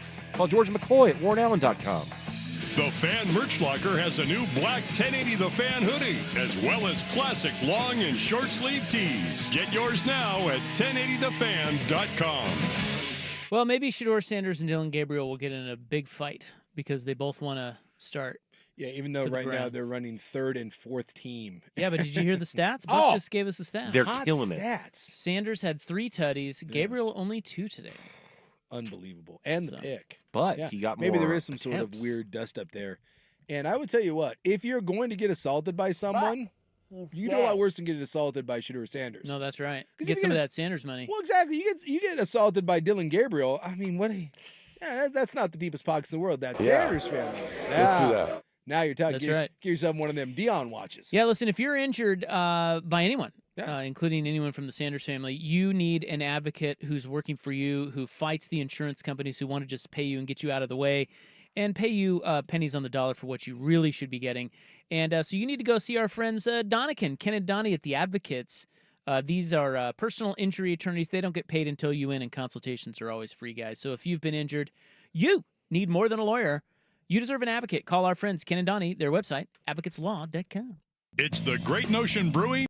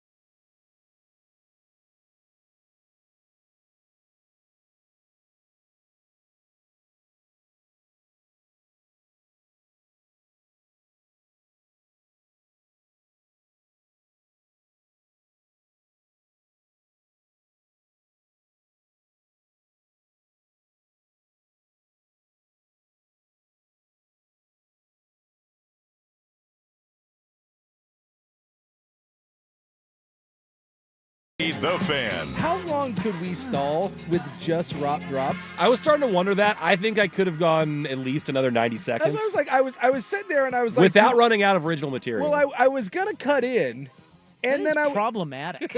So I was getting ready to cut in, and I was like, you know what? This is better than anything I got. And then I had the thought of, how long can this go? And so it sounds like we had a lot. Yeah, I feel like there was still a lot left in the tank. Are your balls jiggling? Sorry, hit by a understand sneaker there. Yeah, sneaker wave. I was going to come in and fill some time before ITN, but I didn't have to. You filled your own time. And by the way, it was spectacular. Maybe we should someday play the Open, start the show. Have you not come back from break and do a whole segment? And just play drops. See where it goes. See what happens. Good times. It's May 28, 2025. It is time for In the News. I am your noted and humble newsman. Thank you. It's brought to you by the Advocates, injury attorneys at advocateslaw.com. Now, today's a very strange day because it is International Hamburger Day. As opposed to American hamburgers? But it is also National Brisket Day. So I feel like one of those two is doing a bit against the other. You know, like... That should not be the same day. I wouldn't think so. But brisket trumps hamburger, obviously. Does it? I think it does. I think that's closer than you think. Hamburger's more, I'll tell you this. Obviously, brisket better than hamburger from a quality standpoint, but hamburger's way more popular than brisket. And way easier barrier for entry. Like, a good brisket is hard to come by. I mean, you can get it places, but anyone can have a burger anytime. I'll tell you right now. It's everyman's food. But brisket's better than hamburger. It's better, yeah. But I'll tell you this. If we show up at a gathering, and you show up with a brisket, like you get a thing of brisket, and I show up with a bunch of burgers, I'll bet you the burgers go faster than the brisket. They might, Depends on the but party, brisket is better, and that cannot be argued. Well, I'm not trying to argue. It's more popular, I get that. But if the hamburger is more popular, we sell way more of them. There's like, how did Buck say? An easier barrier for entry. Like, there's more good hamburgers than there are good briskets. Brisket's a labor of love. You have to cook that thing for like 12 hours. Can you make an argument that why is the brisket better other than we're just saying it's better? Because it tastes better. Yeah, it's better meat. Then why does everyone? Then wouldn't you just make a brisket hamburger? They should. Yeah. I've had brisket burgers. Yeah, I've had them. A brisket sandwich. Yeah, brisket sandwich is delightful. Primetime, Southern Coast, Oregon. I'm not going to lie right now. You know what I want? I don't want brisket. I now want a hamburger. You want to go to Buc-ee's. Ooh. I kind of want some brisket. Little Bucky brisket. Yeah, anytime you say brisket, I instantly want brisket. If you say burger, I have to be in the mood. Well, I have got a problem, and I haven't succumbed to it yet, other than I went one time when it first opened. They put a effing Shake Shack. I have to drive by it every day now on the way to my house. Nice. It's right on the corner of my street. Shake Shacks are pretty good. And every day I drive by it, I'm like, son of a gun, it smells so stinking good. And then I'm like, no, you shouldn't be eating those every day. I think you should. But man, it smells good. Hamburgers. Beef brisket. Sam Elliott knows. Catalonian beef ragu. I don't even know what that is, and I want it. Investigators who seized more than 300 animals during the search of a troubled animal safari park on the southern Oregon coast near Bandon say they also found meth, $1.6 million in cash and bonds, and dozens of firearms. Now, sounds like a party. I'm not going to say the 1.6 million in cash was like, whoa. Yeah. But if you told me that you seized animals from some sort of shady park, the meth and that all tracks. Yeah. That's the least shocking thing ever. The $1.6 million is a little bit like, whoa. But firearms and meth, yeah, that goes hand in hand. I'd expect nothing less. Did we not learn anything from Joe Exotic? Yeah, I guess it's called the West Coast Game Park. I'd never heard of it. Down in Bandon, it had been operating since 1960s, but they closed it, and the animals The animals were not being fed. They found a dead tiger in a freezer. Yeah, that's bad stuff. The big cats were starving, rodent droppings in food. So it was bad. But at least they had $1.6 million in cash, you know. Yeah, where instead of just to buy the fact food. that you had $1.6 million in cash. That's crazy. Yeah. What do you think that looks like? I bet you it's not as impressive as you think. Yeah. Like probably not. I think in your mind you have like. Well, didn't we did this? Yeah, once. we talked about it once. The 10-pound box of $100 bills is like $300-some thousand. Yeah, I think it's not as big as you think. So that's I think 1.6 million you would fit into a big duffel bag. I think. So that'd be if it was all hundreds, you know. So 5 10-pound boxes of $100 bills. So 50 pounds. Yeah. Eh. Yeah, it's a lot, but I don't think it's like a 5th grader. I don't think it would wow you. I guess I'll never know. I do not think I will ever have $1 million in cash, let alone $1 million in $100 bills. We have a new entertainment venue about to break ground in Portland. Yeah, I saw this. We were talking about this a while back when they were planning it. Yeah. Construction at the Lloyd Center will begin this summer. It is a global live entertainment space from AEG, 68,000 square feet venue. It will hold between 2,000 and 4,250 attendees. And it is at the site of the former Nordstrom building along Northeast Multnomah. Yeah. So right there at the mall there. Well, and I don't know if we need. They've been talking about this for years. I don't know if we need another one of these because I think we have a lot of smaller club venues. But I mean, if it's well done, just another cool place to go see shows. Apparently, they've been working for 9 years to try to find the right site here. And it's the old Nordstrom, huh? Yeah. Kind of weird. Well, I mean, and that 4,000 seats is like, I mean, that's a big size. I think like the Roseland's like 1,500. So you can, 4,000. I feel like we have a lot of venues of that size. That's what I'm saying. I think we have a lot of like between 1,000 and maybe 2,500. So, in the fact that you said this was between 2,000 and 4,000, so I think this is on the larger side of that. Well, it's a coming, whether you like it or not. Well, is there anyone that doesn't like it? Oh, I think so. Wasn't this one a controversial Well, one? maybe the people maybe if you're the Keller or one of those other, maybe you're pissed because you. And I thought people in the neighborhood didn't like or something. Noise, like noise ordinances and all that. You like that? You like that? I don't know. Really? There's always somebody that opposes something. There's a lot of people down by the Lloyd Center that don't want to hear noise other than gunshots. I think we'll be fine. Let's not act like that area down there is the nicest in the world. Maybe this will help clean it up a little bit. We've got some new toxic algae that we've discovered. Got to tell you about. Is that killing the pets? It's killing the pets. It's eating the dogs and the cats. It's no good, They're man. eating the pets. And what's more important, parks or police? The debate next on The Fan. It's time for a Ducks This is the Fan's Window into Sports. A view into today's top stories. Brought to you by Window Nation. Online at windownation.com. Trying to make the right play, man. I think, my game is a little unorthodox. I jump to pass probably more than anybody in the NBA. But, I work on that stuff. That's how I've worked my whole life to play the game. So I take pride and take care of the ball. I feel like the more we take care of the ball as a team, the more opportunities we get to shoot the ball. I feel like the more shots we get in the game, the better opportunity we have to win. So. Yeah, that's Halliburton there. Yeah. Basically a perfect game. He's unbelievable. A triple-double with no turnovers. And he's doing things that... Well, we'll talk about him later in the show, maybe next hour. Got a segment on Halliburton. But he is a very unique player, maybe more so than some realize. Yeah. Right. Well. Window into Sports brought to you by Window Nation. Buy 4 windows, get 4 free, plus a free entry door when you buy a house of windows. Right now, 866-90-NATION. Check out the Fan Merch Locker. There's a lot of people. It's like Woodstock, except everybody's got their clothes on. We have a new iconic 1080 The Fan logoed hoodie for you. Whenever you get one, you feel good about it. You can still pick up the classic Fan t-shirt that says, "It's over, we think." And of course, the Mike Lynch Fight ALS shirt. Or what's in the grab bag. That's swing, spelled SWINJ. Shop the Fan Merch Locker now at 1080thefan.com. I think I'm awesome. Laurelhurst Market Steakhouse and Butcher Shop is for any occasion. Top of the line lunch, low-key weeknight out, big Saturday night soiree, or meat for the grill from the Butcher Shop. It's all there, all the time. Laurelhurst Market, more than just your friendly neighborhood steak.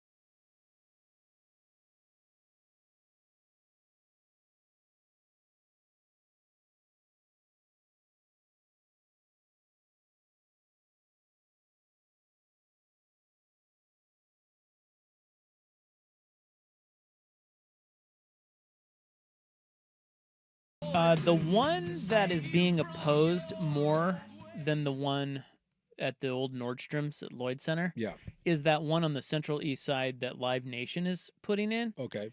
Remember they were fighting? I do remember that. There was like someone they were like dueling banjos. Yeah. By the way, this is in the news May 28, 2025. Yeah, so that one, a lot of people are opposed to that one because it's a Live Nation venue, because everybody apparently hates them for some reason. But this one, someone was asking, this one that they're putting where the old Nordstrom is, they're blowing that whole thing up. Yeah. And this is an indoor venue. It was kind of unclear whether it was outside, like on the roof there, or inside, and it's its own 68,000 square foot, 2-story multi-purpose event structure. Yeah. So they're demolishing everything and putting this up. So and the Live Nation one, by the way, is they're similar. That's an outdoor, isn't it? Or am I wrong about that? No, I think it sounds like indoor too? It sounds like they're both indoors, and they're similar size. The one at Lloyd Center would be slightly bigger, but it's close. Just what we need. 2 more. Yeah, 2 more. Small by the concert way, venues. Second follow-up. Yeah. $100 bills in $1 million fits comfortably in one normal-sized briefcase and weighs about 22 pounds. $1 million. If you're wondering what it was. Oh. So we overshot the 10-pound box of $100 bills then. Yeah, weighs 22 pounds and fits comfortably in a briefcase. Thank you so much for sharing that. And there are some people that want to phase out I also found this. There's a bunch of people that want to phase out the $100 bill that way it's harder for criminals who deal in cash, because if you had smaller denominations, it would be much harder to transport large. Listen, that makes sense. It does, but I can't get behind that. I am a C-note guy. Yeah. I just think. Look at you, I high roller. think the $50 bill is mid. I feel like the $50 bill is nearly obsolete. I know. I don't even see those. That's exactly. You want two 50s or a C-note? Yeah, C-note. Yeah. I'm with you. It's not even close. Yeah. Now, would you want 520s? I kind of want 520s. Or a C-note? No. So See, I want a C-note. if I'm pulling out cash, I usually do the. If I'm just. Well, it depends on how much you're pulling out. I understand, but a standard for me, if I want a little cash on hand, is one C-note and 520s, and I feel pretty good. Okay. What if you're pulling out $500? $400 bills and 520s. Oh. Yeah. See, I'd take 5 C-notes. The C-note is always better, but I like having some smaller ones. For it's nice to have some smaller. But yeah, the $100 bill is the way to go. Well, there's a new type of algae forming into mats along the Columbia River. Killing pets. Killing dogs. Can't have that. They're eating the dogs. You have that. The Pangs, George and Elise, lost their dog Cedar. Yeah. This is so sad. It is sad. Because they said that they took the dog out. By the way, Cedar was the best dog. Yeah. You've never seen a dog like this. Very sweet. People were saying. Loving, great. Very successful, very rich. He was a rich dog. Well, the Pangs put their boat into the water, the big water, the ocean water. Actually, it's not ocean water. Put it in the Columbia. But they were celebrating Cedar's 2nd birthday, and they said that they had spent the day running on the beach with the dog, but stayed out of the river. The dog was not in the river. That's the thing. Yeah. And all of a sudden, they said their dog came out to where they were, and he kind of had this sick look on his face, and they said he got up, collapsed, vomited, and that was it. He was dead. Well, I just saw that it died from the algae, but if it didn't go in the water, how did it? I don't know. What? The algae on the rocks or something? Like. The Pang said Cedar wasn't breathing. They rushed him to a veterinarian. The doctor could not revive him. Then Elise said she started to feel ill. She said, I started tingling on my tongue and had some brain fog. We didn't know what it was. We were worried it was drugs or something like that. Then the vet told him it was likely a toxic algae exposure.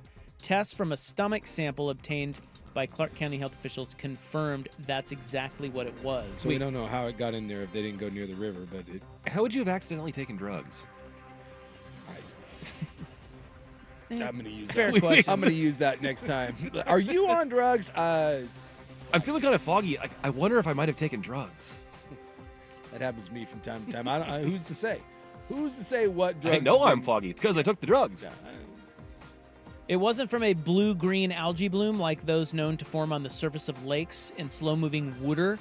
Rather, it was traced back to a benthic algae mat. According to experts, they can grow on riverbeds and rocks before detaching and floating to shore in clumps. There you go. So, yeah, not good, bro. No. That's just. I don't like that. That's so bad. I've had my dog drink down at the beach, and then he throws up, and like idiot. Quit drinking the seawater. Our dog did that all weekend. She just it's coming out the other end. Yeah. Then you feel. I mean, you don't think that that's going to kill him, but that's you're an idiot, Sue. Awful. Yeah, and they say unlike algae blooms, these mats they don't affect the clarity of the water, so you can't really spot them. Oh gosh, that's super ass scary. I don't like that. No, that's right out. Rest in peace. Be careful out there. Little Cedar. Little Cedar. I'm sorry. I don't know what kind of dog Cedar was, but I'm sure Cedar was a good boy. How about that? What's more important, Jace? Parks or police? It's a loaded question. I'm going to say police. Okay. Well, not everyone agrees with you. Understand. But if you took away all of the, and then this is an extreme, but if you took away all the parks or you took away all the cops, pretty sure I know which one in a short period of time would be like, I think we should bring those back. Well, they voted, and the Portland City Council has taken nearly $2 million in one-time funds from the Portland Police Bureau and given it to Parks and Rec. Yeah. Ron Swanson. Yeah. Well, I mean, I'll be honest. I don't know enough about how we use our money.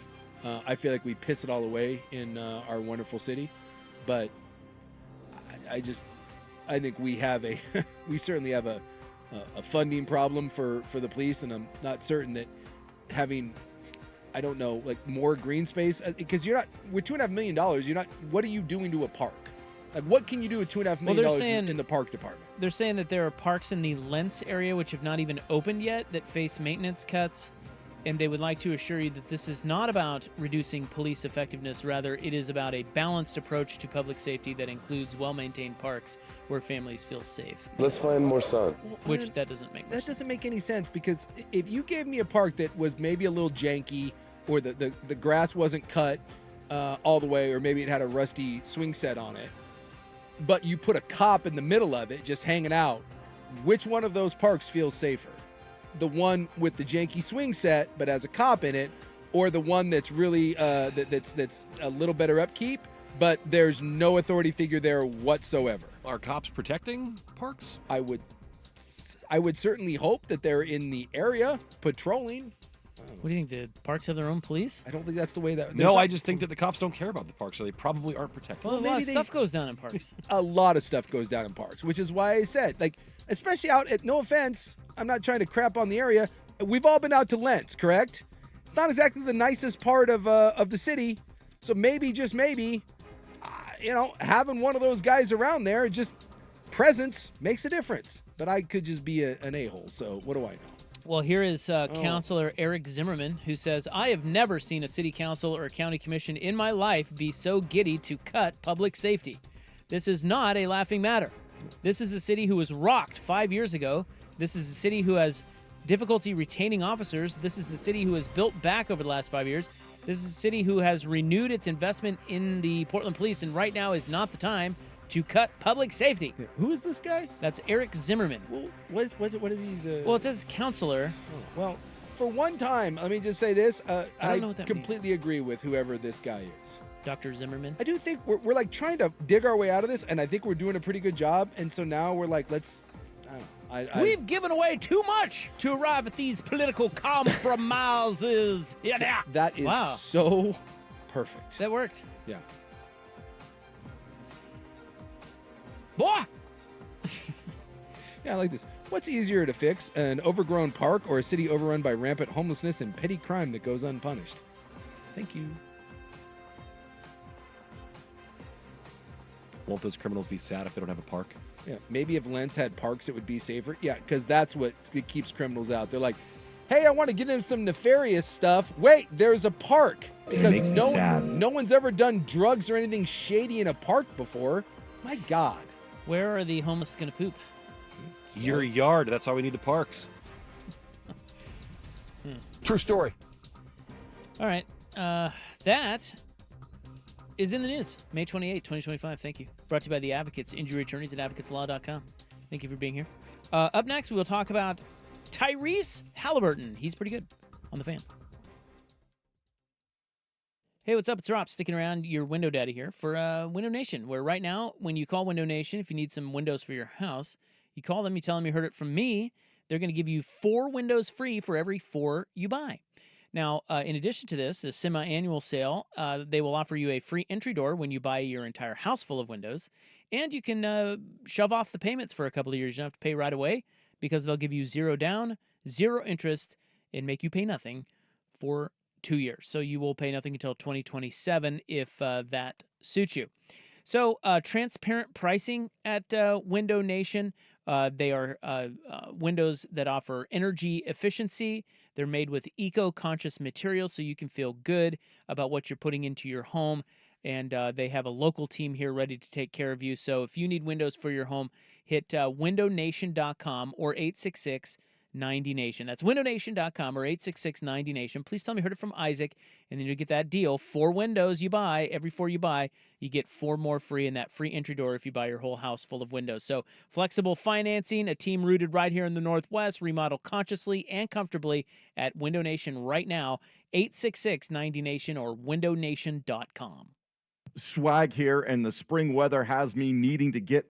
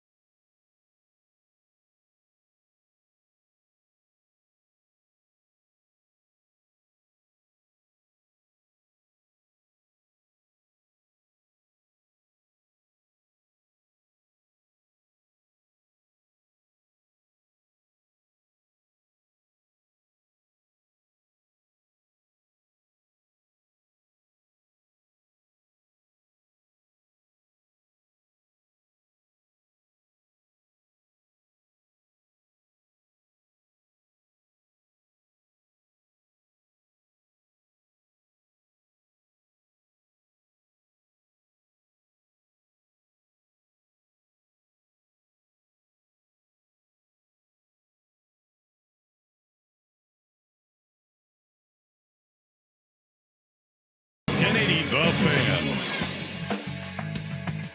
Ryan Buckley with this SportsCenter update. First on The Fan, a couple closeout games in the playoffs tonight. The first one coming your way on the ice. Puck about to drop in Carolina for Game 5 between the Panthers and the Hurricanes.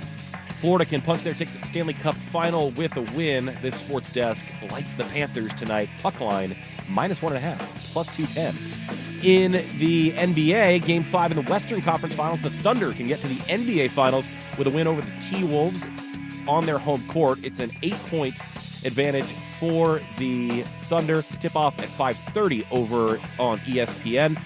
In the NFL, first-year Patriots head coach Mike Vrabel said he wants to see his team make good decisions both on and off the field. This after a viral video featuring his new star wide receiver Stephon Diggs on a boat with bikini-clad women and a bag of a pink substance. Diggs was not at OTA as the team is aware of the situation. Ducks big man Nate Biddle is withdrawing from the NBA draft and will be backing Eugene for another season. And that recruit who made his commitment to the Ducks by jumping in a pool at Dan Lanning, he's decommitted now. That was 5-star edge rusher Richard Wesley, who is not an Oregon commit currently. He'll take official visits to Texas and Ohio State. More sports scores and stories in 30 minutes. Ryan Buckley, the George McCoy at Warren Allen Sports Desk. Hurt, missing work, insurance companies acting like jerks. Don't call your mom. Call George McCoy at warrenallen.com. It's back. The 11th annual Fan Golf Classic at Langdon Farms Golf Club happens Tuesday, June 24th. Presented by your local Toyota dealers. Reserve your foursome now at 1080thefan.com. Good afternoon. At the Tone, Pacific Daylight Time.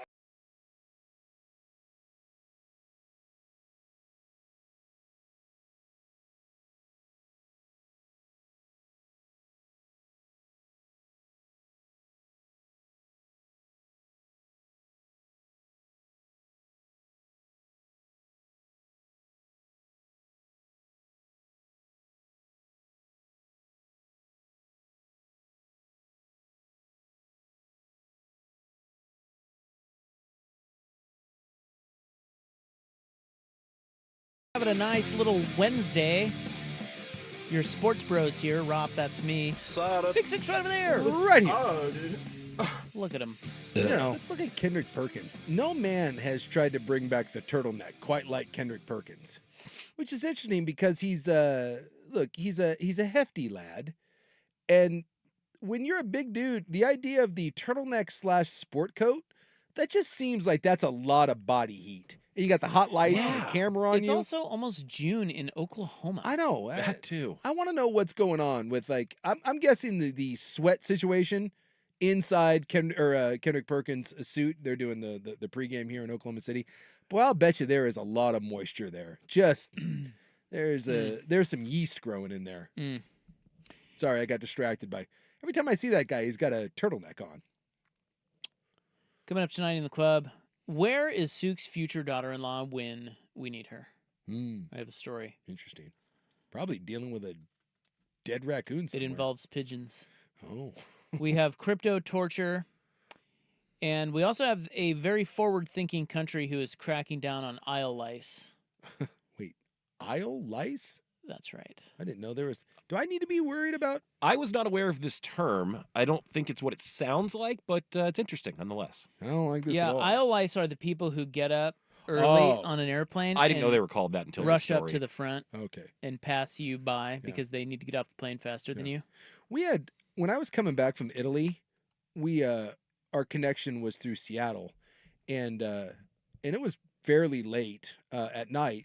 And we had one guy on the very back of the plane with me, and he had to make a connection, and we were running a little late. So they did hey, can everyone not get up? We got a guy on the back of the plane, and he's got like 20 minutes to make a connection. Well, that's fair. Right? No. Yeah, help that man. Right. Like, let's go. And I was in the second to the last row, and he was in the row behind me. He was in the very last row. So I hear all this going down with the flight attendant, and I'm like hoping my man, gets it because he's been on a long ass flight too. And he was, because we were coming from freaking Istanbul to Seattle, and then I think he was catching the last flight to LAX or something. Maybe it was Phoenix. And it was the last flight. My man's got to make it. So they make the announcement. Can everyone just sit down? We got a guy on the back of the plane ready to go. So he pulled up to the gate. My man grabs his bag. He's getting a rope. Guess what freaking happened? Like 6 people hop out in the aisle? Yeah, a handful of people. Like, I'm going to say 8 to 10 people. God. At varying locations, all jumped up and got in this guy's way. And like the dude was livid, and like someone was giving him guff, and they had to come back on the little whatever the PA or whatever, and be like, can everyone just sit down? We got one guy that needs to get off the plane. And it wasn't one person, like 8+ people had to stand up and block this guy's way. I was like, dude, that guy should have Terry-tated every one of their asses. Now, how many do you think knew what they were doing and how many were totally oblivious? I don't know. I think the vast majority are totally oblivious. But they made the... But they're not listening. Just not listening, little headphones in or something. They're I don't in know. their own Yeah, world. I guess. People are in their own world, man. Yeah, I mean, they were, all I know, and maybe I was right back by it, but they did a whole thing. They're like, hey, because it was like while we're approaching the gate, they made the announcement. So I couldn't believe it. And then they acted as if like, this is ridiculous. Oh, I'm so sorry. You don't have to get mad. Yeah. The dude was Get clearly all pissed. bristly. And the one person that was in the middle of the What? plane was throwing this guy guff. I was like, dude, run their ass over. I think we're going to stop. So last night, the Pacers took a 3-1 lead on the Knicks. Yeah. And Tyrese Halliburton had a game for the ages. Yeah, one of the best triple-doubles we've ever seen. Although Buckley was sweating that triple-double bet because he didn't get any reebs in the third quarter. Dude, that was hilarious. Buckley had a nice little long shot on him to get a triple-double. Yeah. And he had 8 boards at the half and already had double-digit assists and double-digit He points. actually had 9, and the league took one away from him. So it was like, now I needed 2. Conspiracy. And I'm getting ready to... We were sitting down getting ready to watch the start of the Book of Mormon, and Buckley sends a group text being like, guys, end of the third quarter, no assists or no rebounds. No rebounds, yeah. And I was like, dude, are you going to get skunked? I thought it might happen. He got one with about 5 minutes left, but he didn't get the last one until there was like 1:50 left on the clock. Oh, you were sweating. Is that right? That's right. That's fantastic. It was a sweat. By the way, someone actually went and analyzed the film. He went NFL style. He went 77 for 77 for 440 yards. Yeah. 0 incompletions. Yeah, if he were a quarterback. If he was a quarterback. Yeah. Okay, so we'll get to... Okay, so the thing about Halliburton, first of all, last night, here's his line. 32 points, 15 assists, 12 rebounds, 4 steals, and no turnovers. Yeah. He is the first player in NBA history to go 30, 15, and 10 with no turnovers in a playoff game. That has never happened. No. There was another one where he was the third player...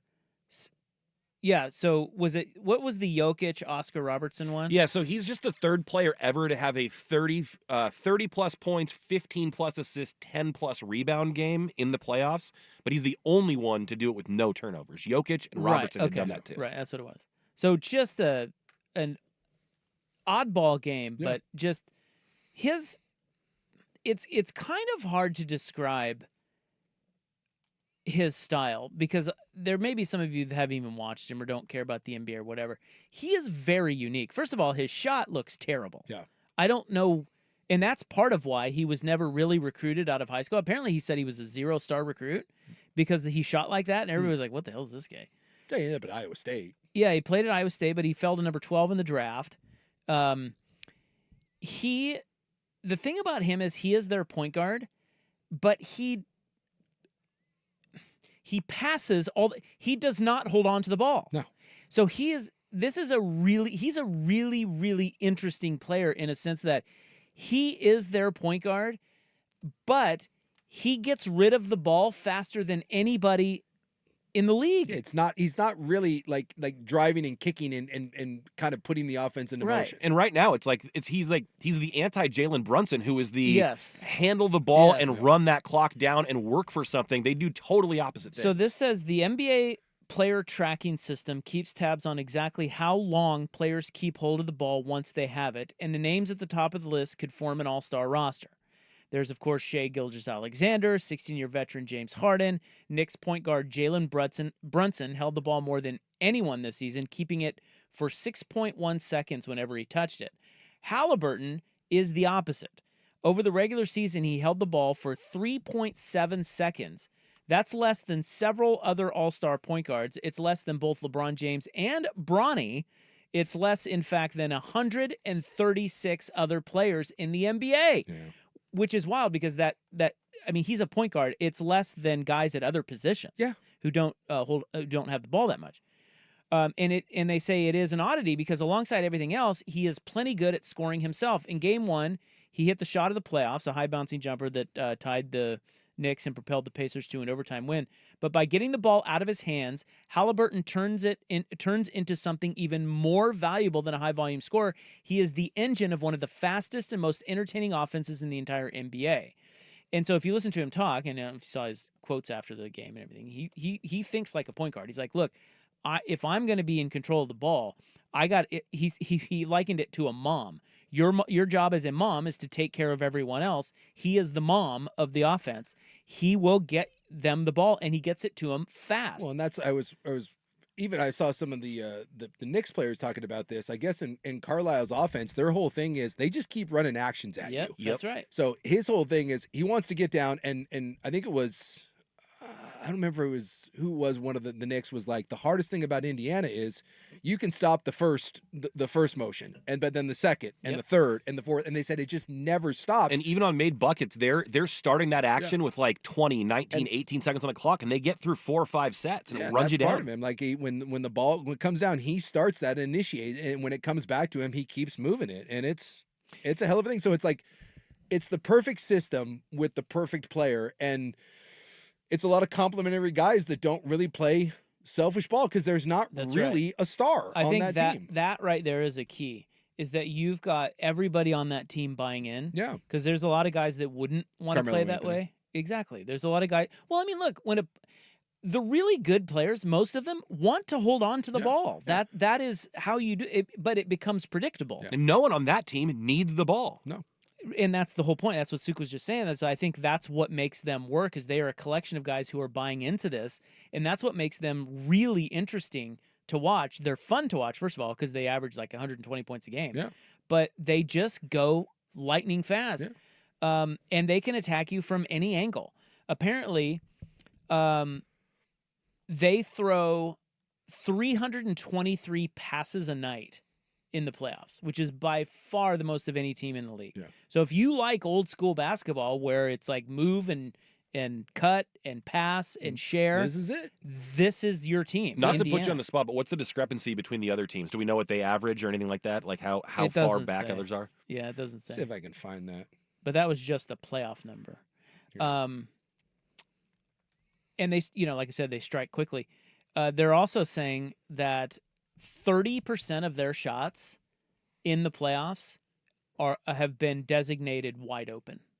Think about that. Yeah. And I think that's designated with a defender nowhere within 6 feet of the shooter, something like that. Is that what it is? Yeah, 6 feet. That's right. Yeah. That's what it is. 30% of their shots in the postseason have been wide open. That's insane. Yeah. And what's also cool about that is if we get Oklahoma City v. Indiana, Oklahoma City's defense is going to challenge that big time, because that team can defend. Yeah, and they're long and they're rangy. So listen, I think Indiana's kind of a live dog against Oklahoma City. Oklahoma City is the better team, but can they defend these actions that Indiana's throwing at them? It's going to be really interesting to see them and how they adapt to that. A lot of it's going to be about it's like a styles make fights matchup. Yeah. Right? It's going to be about coaching and how you tried to defend Indiana, because they haven't played a defense like Oklahoma City's yet. Well, there is no I mean, Oklahoma City is Oklahoma City's been the best team in the league all year. And the weird part about the Pacers is, dude, the Pacers are the 4th seed in the East, for God's sakes. Now, I know since the start of the calendar year, they've been a lot better, but it is saying something that Oklahoma City has kind of been on top the entire year, and Indiana is the 4th seed in the East, the supposedly sorry ass East, and yet here they are. They got confidence. Yeah. Well, and the Celtics got knocked off. Yeah.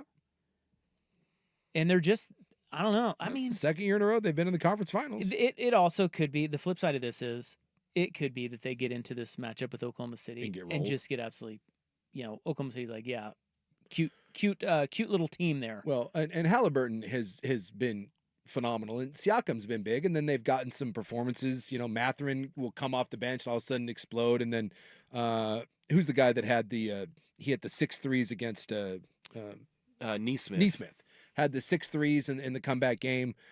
What I'm going to be interested in this, like Oklahoma City's done this to Anthony Edwards, where they're like, cool, we're just not going to let you beat us because we've got. I mean, they just have so many good defensive players, and you wonder if they do that to Halliburton. Halliburton is not going to have the series that he's having here when he plays Oklahoma City. Something tells me they are not going to let him beat him, and so that becomes but that's the danger. That's exactly what we're talking and that's about what I'm with saying. him. Can those guys? He will get everyone else involved. And so now we're going to find out. Because they get going downhill and they get going fast. They're really going to test Oklahoma City's defense. If you can limit Halliburton, is there enough with, no offense, but Miles Turner and Siak, is there enough of that to beat Oklahoma City? I think that's a fun question. I just don't think they're going to eliminate Halliburton because of the way he plays. Ant is the traditional, I'm going to hold the ball and we're just going to throw everything at you. Indiana is going to make Oklahoma City do more because Tyrese does not hold the ball. Yeah. He moves the ball, and that's where they get dangerous because as you're closing out everywhere else, all of a sudden Tyrese Halliburton's throwing 32 on you. Yeah. It's a really interesting. I don't know why we don't like him more, or maybe it's just too new, or maybe they just need to win a title before we start talking more about it. But that is a really unique team and a unique player, and he seems like a great kid. And I think, and didn't the NBA, all the players come out and say he was like the most overrated player in the league? Him at the start of the year. 14% of the players who voted. We should love this guy. Well, he's everything that's right about basketball. Well, Indiana has been built in an interesting way, and because small market, right? And they've built this thing by taking chances, and if only a team like Portland could have the people in charge of Indiana. Oh, wait. Guys, move on. What are you talking about? Kevin Pritchard? And Chad Buchanan. Is Buchanan still there? Yeah, the two guys responsible for building the Indiana God. Blazers. Well, and give Indiana, right? They made two giant swings in that they dealt. We won't deal in Portland. We won't even deal average players.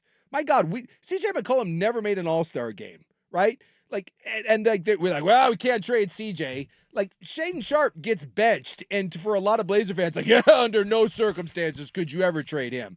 Right now, who else? Tomani Kimura right now. Oh, nope, we need 9 first-round picks if we're going to trade him. Indiana traded a 2-time All-Star. They had Sabonis, and they dealt a 2-time All-Star for a young, up-and-coming player in Halliburton.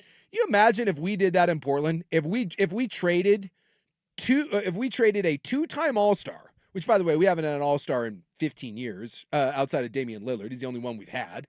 You imagine if we traded a 2-time All-Star for an unproven young guard? Oh, my God. People here would lose their ass. Oh, and then, by the way, they gave up 3 first-round picks for Pascal Siakam, who, by the way, the Blazers tried to get multiple times, but they weren't willing to give up the multiple picks to go get him.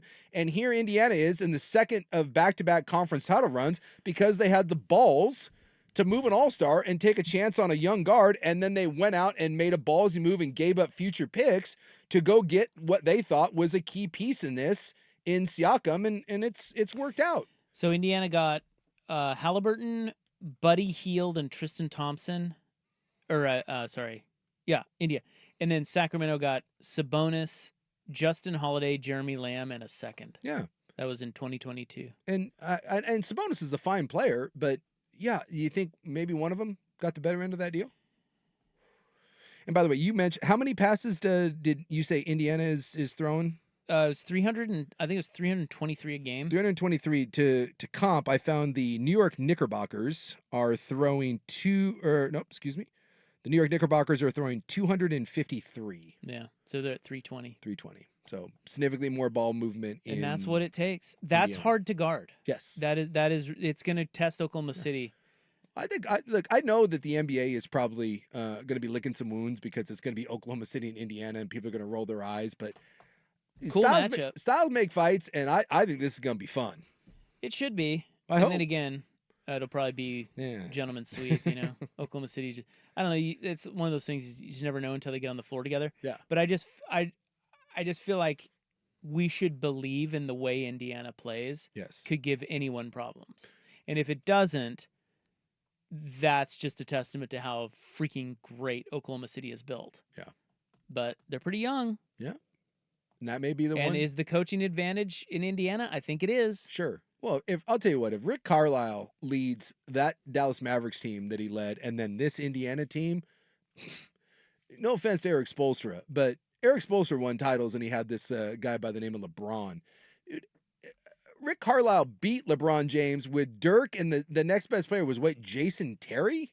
And now, if Indiana found a way to do it with Halliburton and Pascal Siakam, I mean, that's all-timer stuff. And we just don't think of Rick Carlisle in that way, and maybe we should. Win or lose, maybe we should start putting some respect Old Jim Carrey. some respect on that red ass. By the way, did you see someone asked him a question and he got all pissy? He's a jerk. He is. He's like he's not even smart ass jerk like Pop. Yeah. No, he's just straight a up grade jerk. A jerk. Yeah. Yeah, someone asked him a simple question about I think it was about like Halliburton and like the triple-double and how great the numbers were or whatever. And he's like, who gives a damn about numbers? This is about team ball. And like he freaked out and started yelling about, like, someone asked him about like players putting up good numbers. And he freaked out about how we focus on numbers and that's not how you win ball. Yeah, dude, lighten up. How about this? Hey, can you imagine the triple-double, that your best player put up? Oh yeah, it was an amazing performance. And then move on. You have to. Is he married? Rick Carlisle. Carlisle. Wonder what his wife's like. Probably very quiet. I'll Google that real quick here. Yeah, Donna. Married in 2000. He's been married for 25 years. Hey, maybe some of those coaches, it's just like they go off and do their thing, and she likes it that way. Yeah, likes it that way. He's probably easier to handle when he's not around for 7 months. I would assume so. I think it might be one of those things like where, like if he ever decides to retire, she's like, hey, Rick, I need you to get out of the house. And dude, he's instant divorce the second he retires. I need you to go do some stuff. All right, standings check is coming up next on The Fan. The home of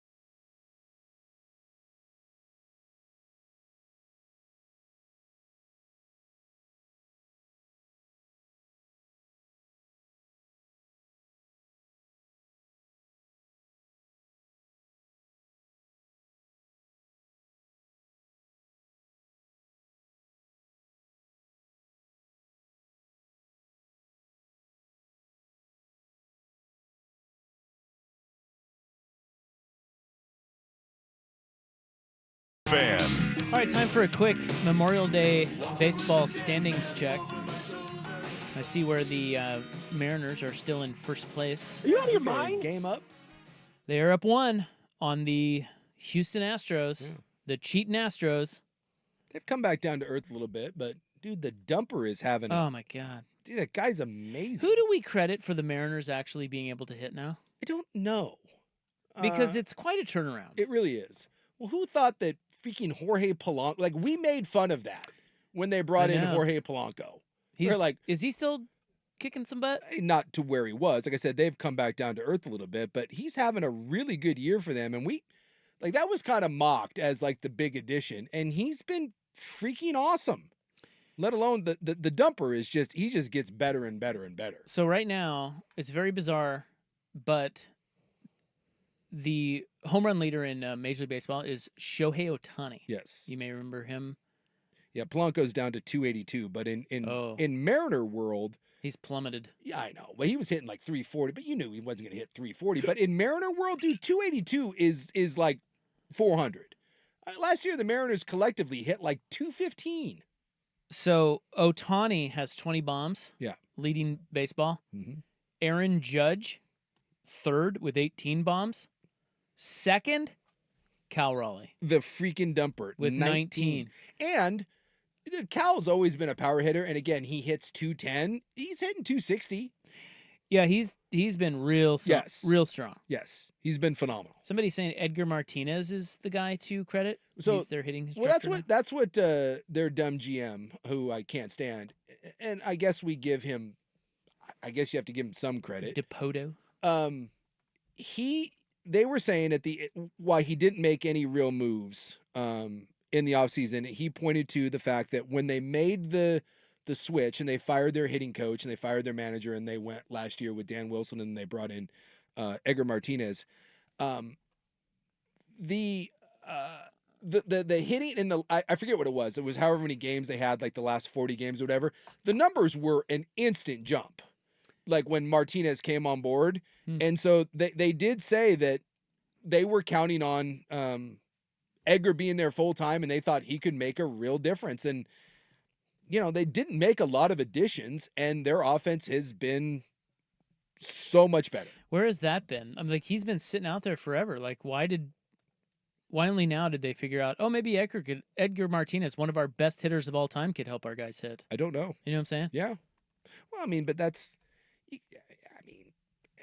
great hitters aren't always great coaches, but he has made a difference.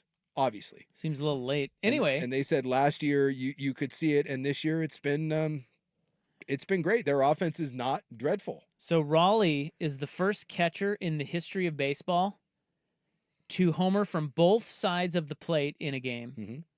Homer twice from the left side in a game and twice from the right side in a game in the same season. Nobody has ever done that. Catcher. I can't say I knew that. He's already done that, and we're not even to June. Nope. And he's done it in the same season. Yeah. And the other weird thing is in that division, and I know that division right now isn't like the end all, the be all, but the Astros aren't bad. The Angels have been better than expected.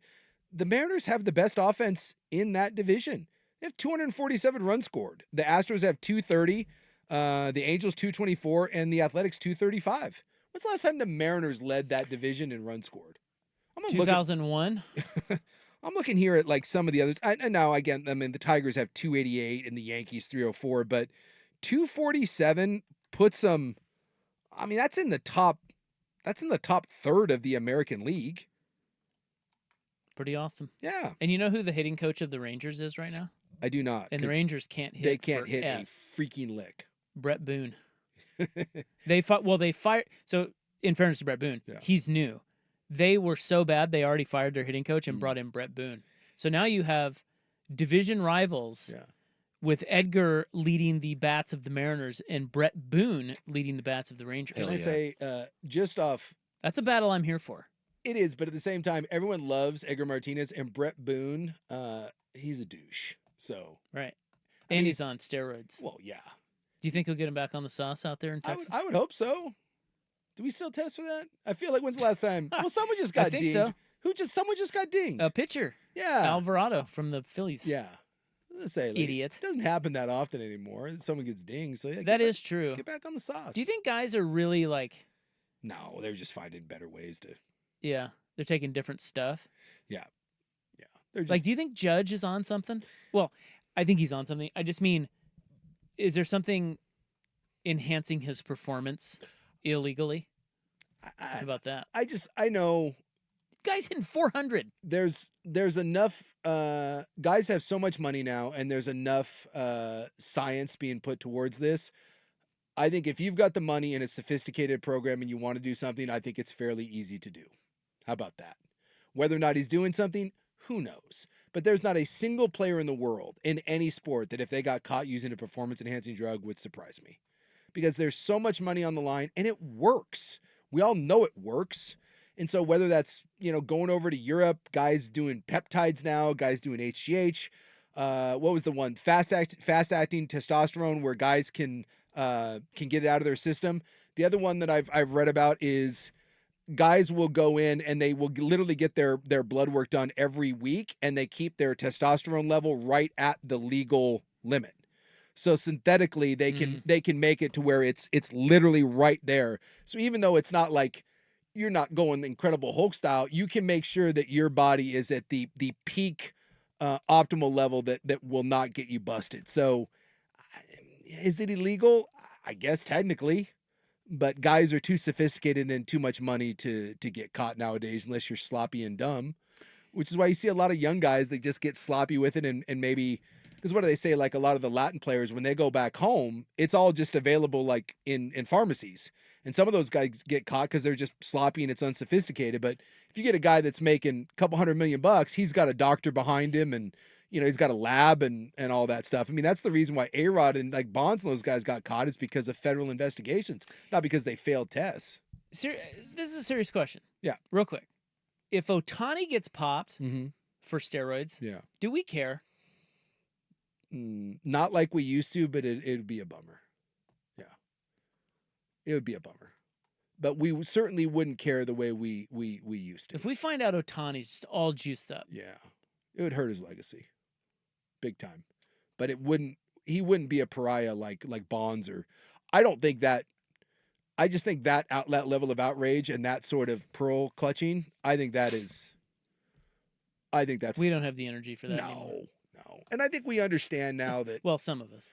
Yeah, I just think we all understand now that we know what goes into it. Enough big names have been caught and we've had enough scandals where we're like, okay, if you ask the average person what percentage of professional athletes are on something, I love Tesla. I'm guessing that most people assume that number is fairly high. And so there's just no more. You think Ohtani's doing that kind of stuff? I bet he's on something. To what grounds is legal? I just think every high-level athlete is pushing the line. And some are willing to cross the line and some are willing to go right to it. But I promise you, when you're making $700 million, you're on something, right? You're taking supplements, you're taking stuff, whether it's when you get injured, you're doing PRP, you're doing stem cells. Like I said, you're on peptides, you're on, they're just, you have a team that is helping you make sure that you stay healthy and recover at a high level. So you're on something. It's just to which level, like I said, where does that go? And what do you feel is cheating? Y'all want to buy some drugs? Well, and this is the one I've always said, like, and I've been totally honest about it. When I first got, the only thing I've ever done that would have been considered illegal is they used to give us the Mark McGuire stuff, the Andro. And then that got banned and guys still took it for a little bit. And then, but once it was not been able to give to us anymore, then that was the last, I guess, steroid thing. It was the only thing I ever took that would have been considered illegal. I had a lot of guys on my team that did, and we had a bunch of guys that did it. I never did. I was too scared. I always thought I was going to get caught. But this is why I don't get judgy about it. So you take a bunch of guys that were on steroids or HGH, and they were used to get bigger, stronger, faster, and recover and not get hurt. And that was deemed as those guys were cheating bastards. I took so many narcotics and so many amphetamines. Amphetamines. and anti-inflammatories. I lived on that stuff. I mean, lived on it. It's the only way that I stayed on the field. So but everything I was doing was considered fine, even though that stuff was literally ripping my guts out and killing me, destroying my liver, screwing up my kidneys. I lived on Toradol for months at a time.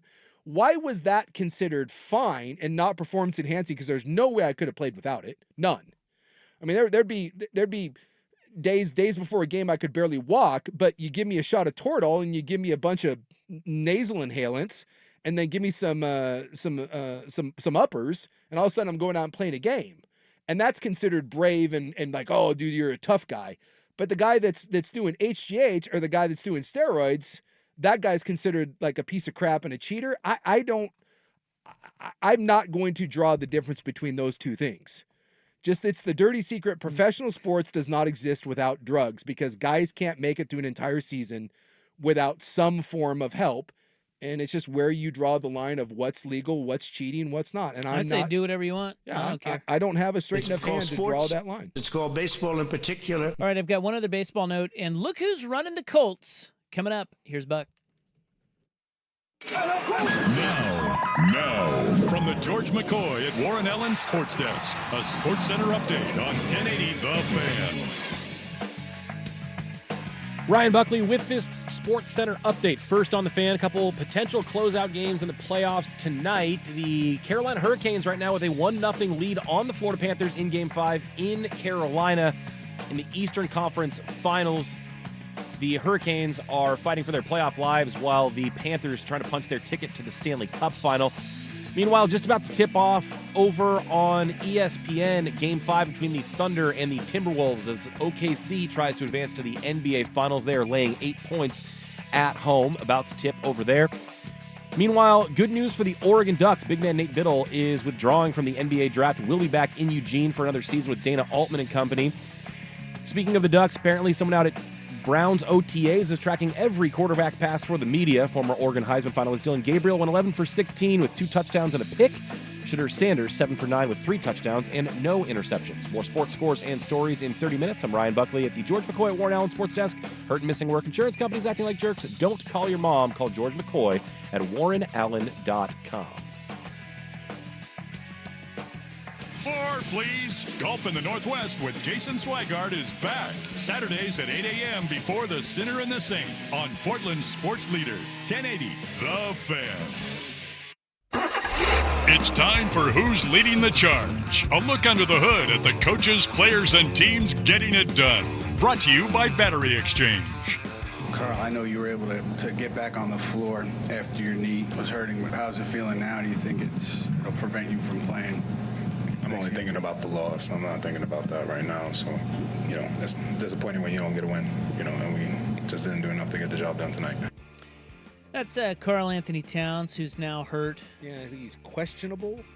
Yeah, this game's about to start. I don't see him quite yet, but they're showing stupid Thunder fans right now. Well, he wouldn't be playing tonight because he's in the Knicks. Oh, yeah, sorry. Knicks Pacers said be tomorrow. I was thinking they're not showing Karl Anthony Well, he used Towns to play right for now. Minnesota, right? He used to play. Yeah, yes. that's right. That game was last night. Wasn't it? Yeah. Look at how cool the arena looks tonight, though, with the white and blue sections. They did a nice job with that. Those Thunder fans are nuts. Well, what else are you rooting for? It's Oklahoma City. Well, you got to root for Boomer Sooner down There there. you go. Yeah, that's true. Who's Leading the Charge? Brought to you by Battery Exchange. Mention code BXT10 at checkout for 10% off your entire purchase online at batteryexchange.com. McMenamin's Grand Lodge Brewfest on May 31st is more like a superfest than a brewfest, featuring more than 40 taps of beer and cider from McMenamin's and guests, plus wineries, McMenamin spirits and craft cocktails, fermented shrubs, and mocktails, all on the front lawn with live music and lawn games. Bring your lawn chairs and blankets, and even your well-behaved leash pups are invited. The Grand Lodge Brewfest in Forest Grove, Saturday, May 31st. Tickets just $33 in advance and include 10 tasting tokens. Tickets at McMenamins.com. Still getting around to that fix on your car? You got this. On eBay, you'll find millions of parts guaranteed to fit. Doesn't matter if it's a major engine repair or your first time swapping your windshield wipers. eBay has that part you need, ready to click perfectly into place for changes big and small. Loud or quiet, find all the parts you need at prices you'll love. Guaranteed to fit every time. But you already know that. eBay. Things, people, love. Eligible items only. Exclusions apply. The playoffs are in full swing, and you can get in on all the action at ESPN Bet Sportsbook.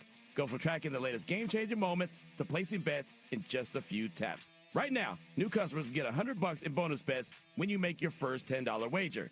Download the ESPN Bet Sportsbook app and sign up with promo code JOEQ, J-O-E-Q, to get started today. Must be 21 plus. Gambling problem? Call 1-800-GAMBLER. Terms and conditions apply. See app for details. Offer not available in New York. Diabetes, high blood pressure, anxiety meds, everyone's on them. If you're a 50-year-old male, maybe a bit porky, and you may even have type 2 diabetes, $1 million of term insurance may only cost you about $200 a month. Call Term Provider. Speak with Big Lou at 800-700-6898. Big Lou will find a term life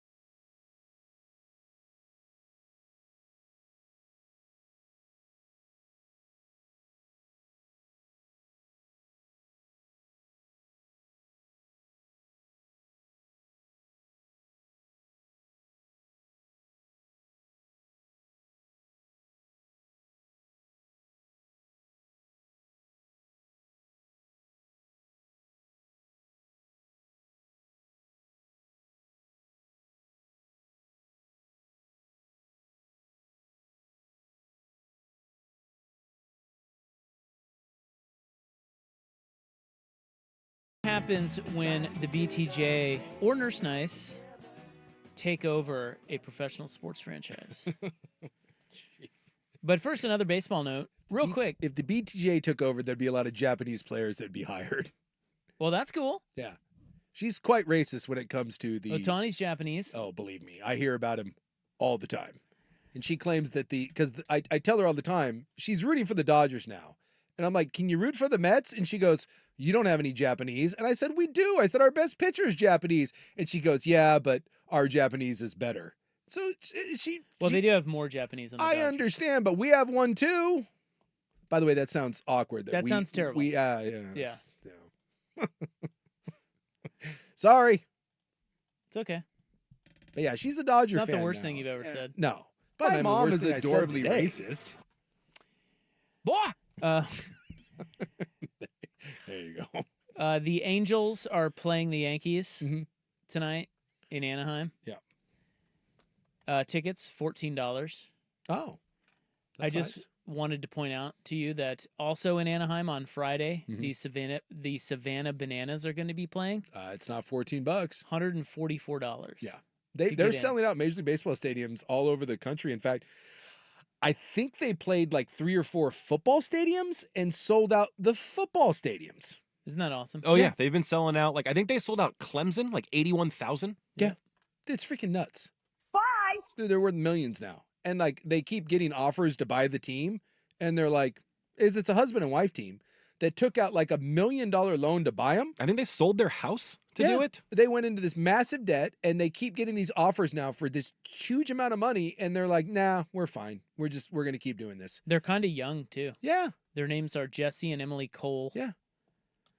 And they're great. They sell out wherever they go. And it's like this barnstorming tour now. If you don't know, like they're all 60 Minutes did a piece on them, ESPN, like just go to YouTube and type them in. Watch one of the little, the 20-minute vignettes on those guys. That is one of the coolest stories in American sports. Well, and people laughed. Yes. They're like, oh, that's never going to. Well, it worked. Yeah. And they got a whole league now. Yeah, they have a bunch of stuff. I guess they have the Banana Nanas. Mm-hmm. Do you know who they are? I do not, but I know that they have other teams. It's a senior citizen dance team. The Banana Nanas, which I think is a great name. They also have the Man Nanas, and that would be their dad bod cheerleading squad. And they have the Banana Splits, which is a youth dance team. Oh, Yeah, just that I've never been to a Savannah Banana game, but if they ever, who would insist on going to that would be the BTJ. She would. Oh, I'd want to go. Yeah, she would insist upon that. Although $144. Yeah, that's a lot of dough. That's a steep I price. think it's worth it though, man. Well, it's a once in a, It's this generation's Globetrotters. Yes. I mean, that's what it feels like. Yeah. You're right. The Globetrotters was amazing. Yeah. I think that's hard to explain to a young right now how great and awesome they were. Different version, different iterations, but it's like this generation's version of that, I think. Well, this is why. But it almost sells the Savannah Bananas short by comparing them to the Globetrotters. Yeah, but you're right. that's The true. Globetrotters were very popular.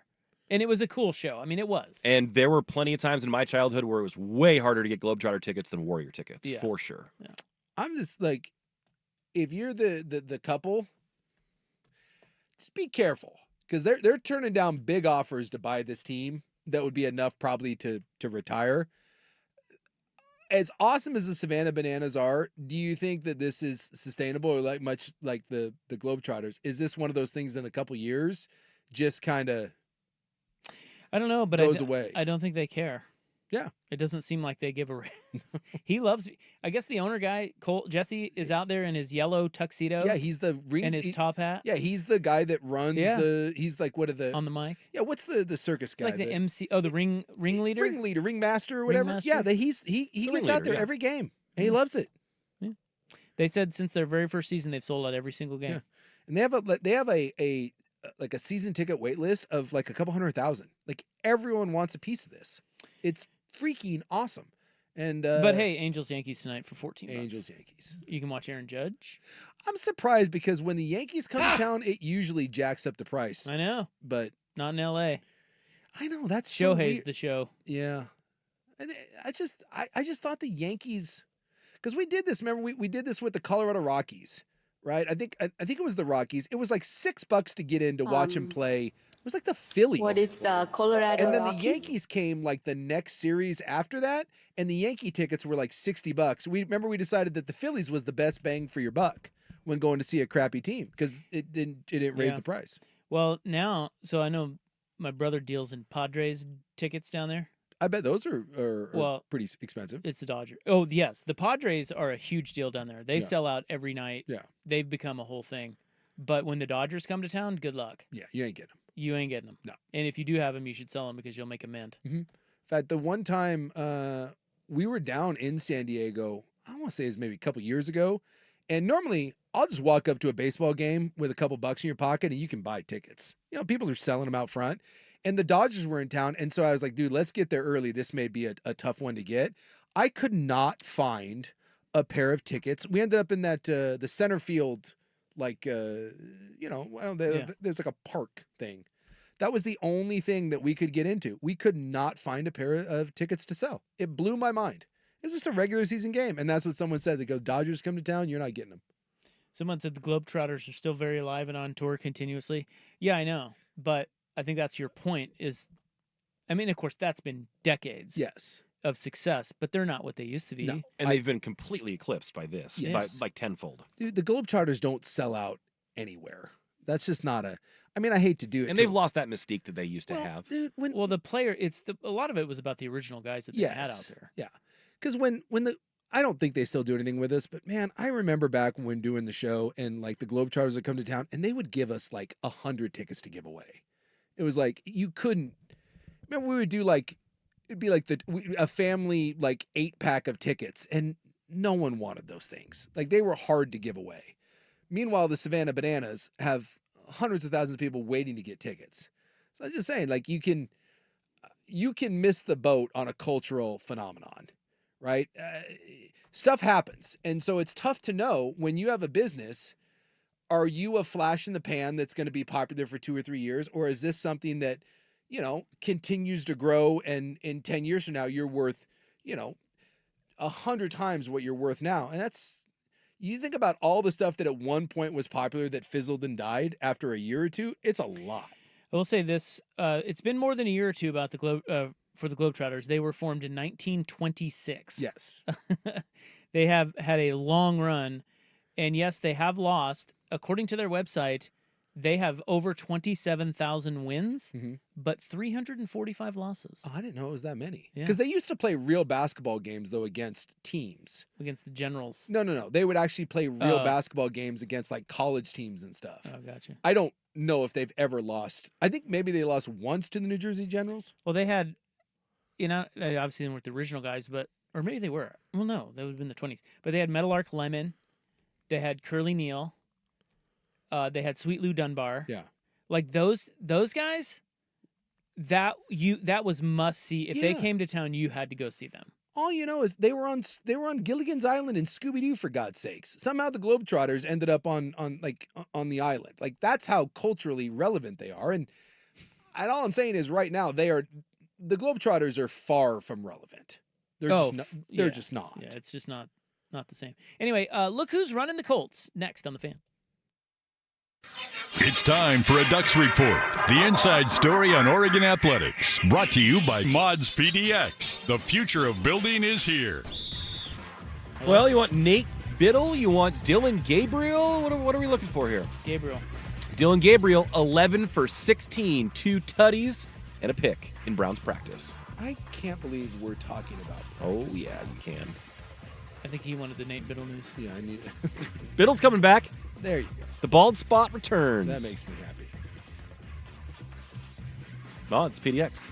Future right. of building is here. It's back. Your local Toyota dealers present the 11th annual Fan Golf Classic.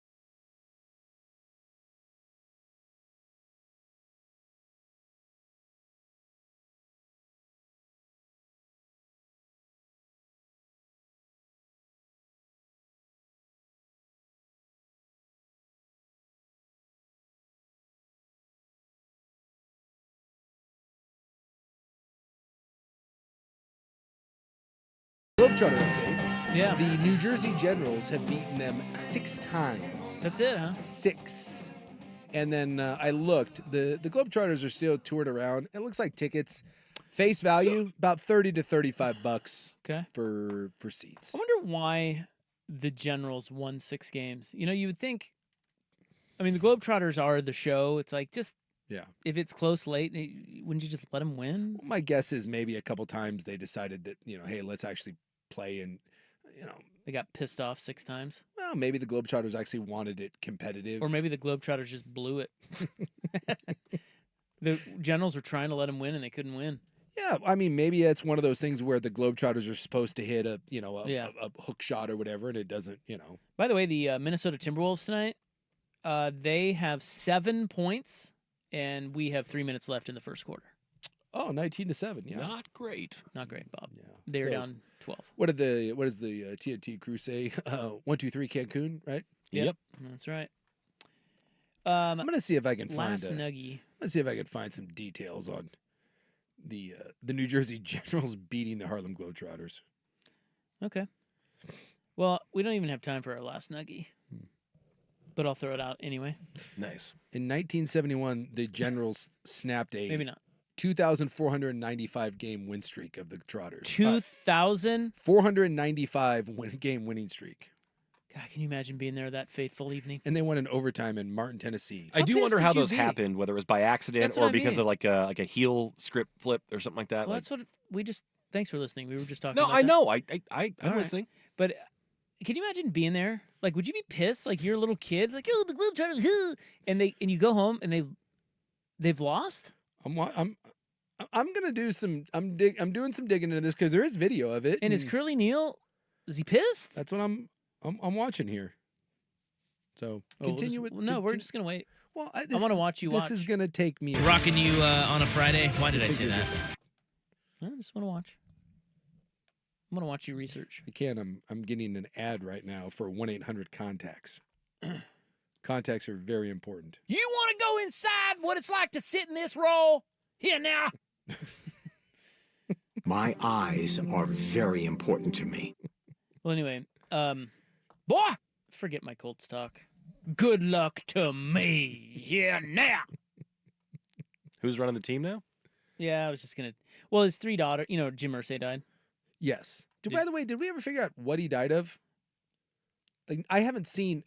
No one has said a word. Well, living hard. Yeah, No, I think you know why he died. I think it's weird that they haven't. It's not weird. It's right on brand. Okay. The guy was a drug addict.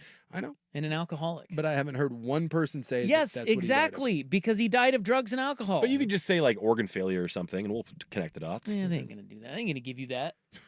Get out here with that now. No, his 3 daughters are running the team. Here now. Yeah, now. I saw that he had equally divvied up the team. Carly, Casey, and Kaylin. Yeah. And they've all been VPs, so they've been in the organization. They're in their 40s. Yeah.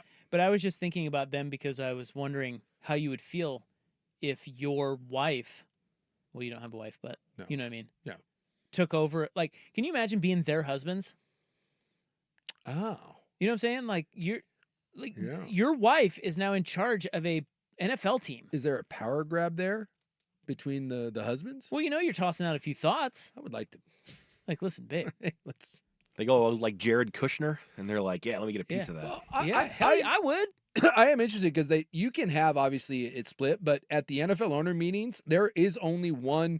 You need one representative. One person votes. One person attends league meetings. So one of those daughters is going to have to step up and kick the other 2 square in the. They already said it's Carly. Oh, it's Carly, the oldest. Oh. She's the one. She's the main one. So if you're the husband, that's the husband that's like hell. Because if you're the other husband, you're like, damn. Casey's husband's going like, dang it. Yeah, really. Pick the wrong That's one. Exactly. That's the closest you're ever going to come to running an NFL and then team. poor little Kaylin's husband's like, Do you think, being dead serious, would you be? Yes. You think you'd be a good owner? Oh, I didn't think that was the question you were going to ask. What did you think?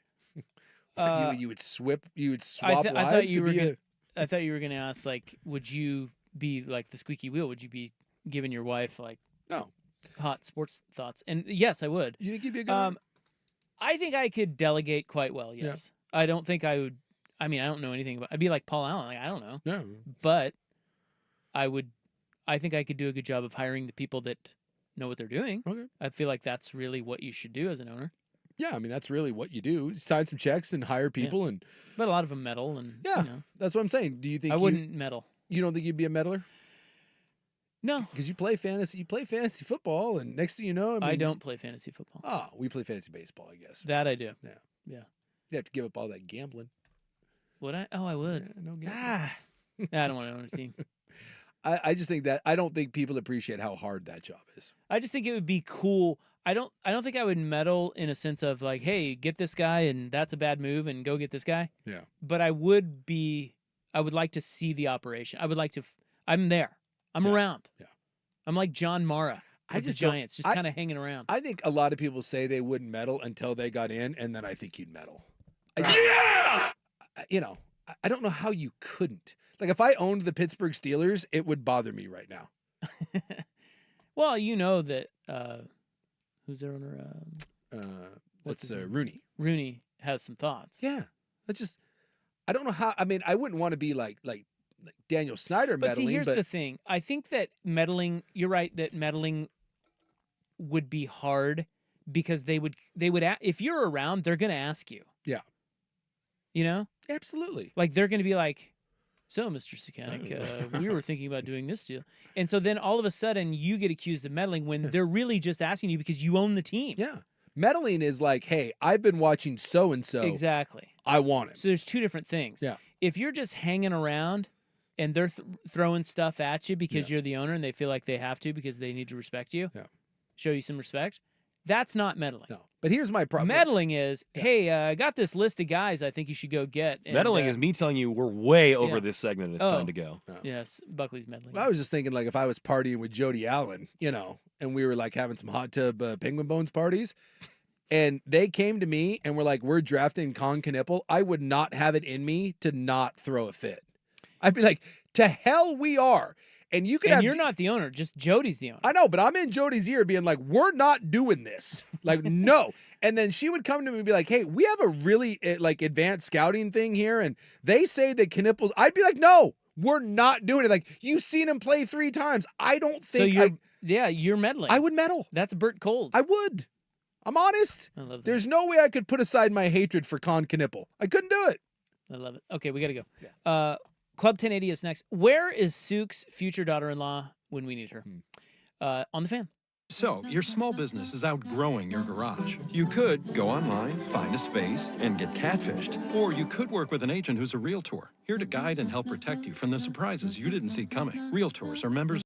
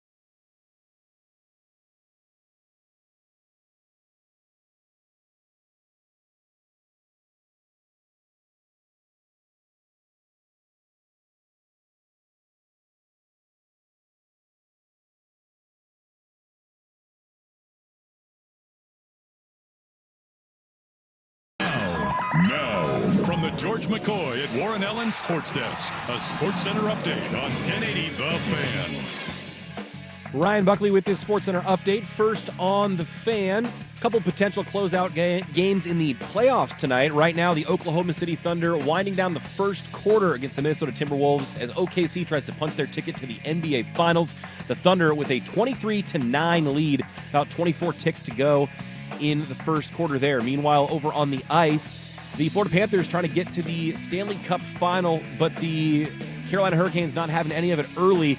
End of the first period in that one, Hurricanes up 2-0 with a pair of goals from Sebastian Aho. Meanwhile, good news for the Oregon Ducks. Nate Biddle withdrawing from the NBA draft and will be back in Eugene for another season with Dana Altman and company. And remember that recruit that made his commitment to the Ducks by jumping in a pool with Dan Lanning? That was 5-star edge rusher Richard Wesley. He has decommitted from Oregon just 17 days after that commitment. He will take official visits to Texas and Ohio State. More sports scores and stories in 30 minutes. I'm Ryan Buckley at the George McCoy at Warren Allen Sports Desk. Curtain missing work, insurance companies acting like jerks. Don't call your mom. Call George McCoy at warrenallen.com. Jump back to earlier parts of your favorite fan shows on the Odyssey app. The only way to rewind Portland's sports leader, 1080 The Fan. The following show may contain adult themes not suitable for children.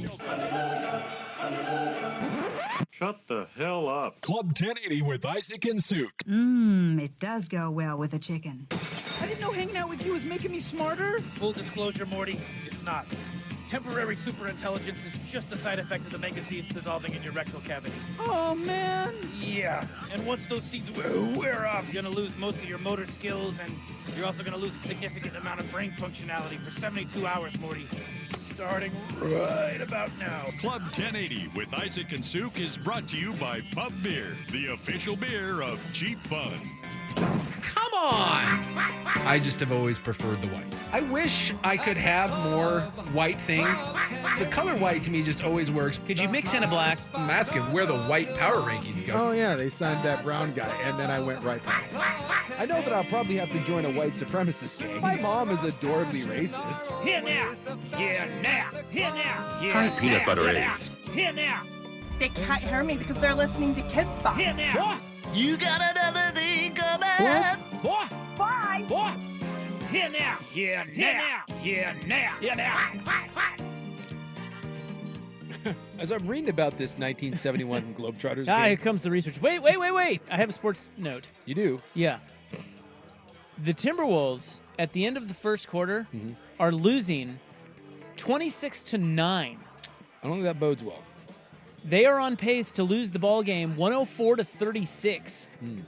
And the Timberwolves have shot 15%. They are 3 of 20. Proceed. Is Anthony Edwards going to be like, I didn't struggle.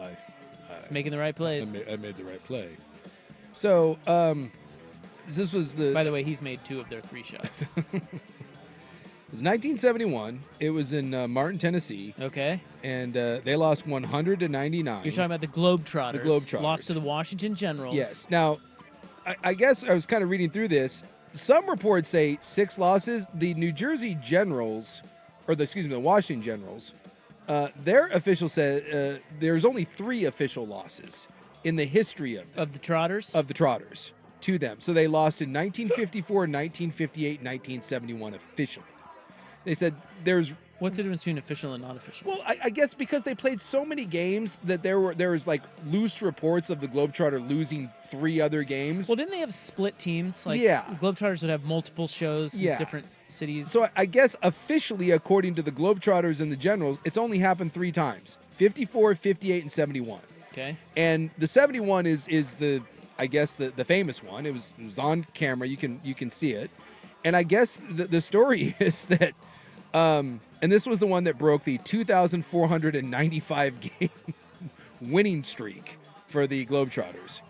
And it says that the Globetrotters were just dinking around and they lost track of time. So with just a couple minutes left, all of a sudden one of the Globetrotters looked up and was like, hey, we're down by 12 points. So I guess the way it goes is, because obviously when they're doing the bits, the Generals play along with the bits. To keep it a game, to give it a game. Yeah, to give it a game. But it is well known that the Generals, when they're on offense or whatever, they shoot jumpers and everything, but they know that when the Globetrotters go into the bits, the Generals play along.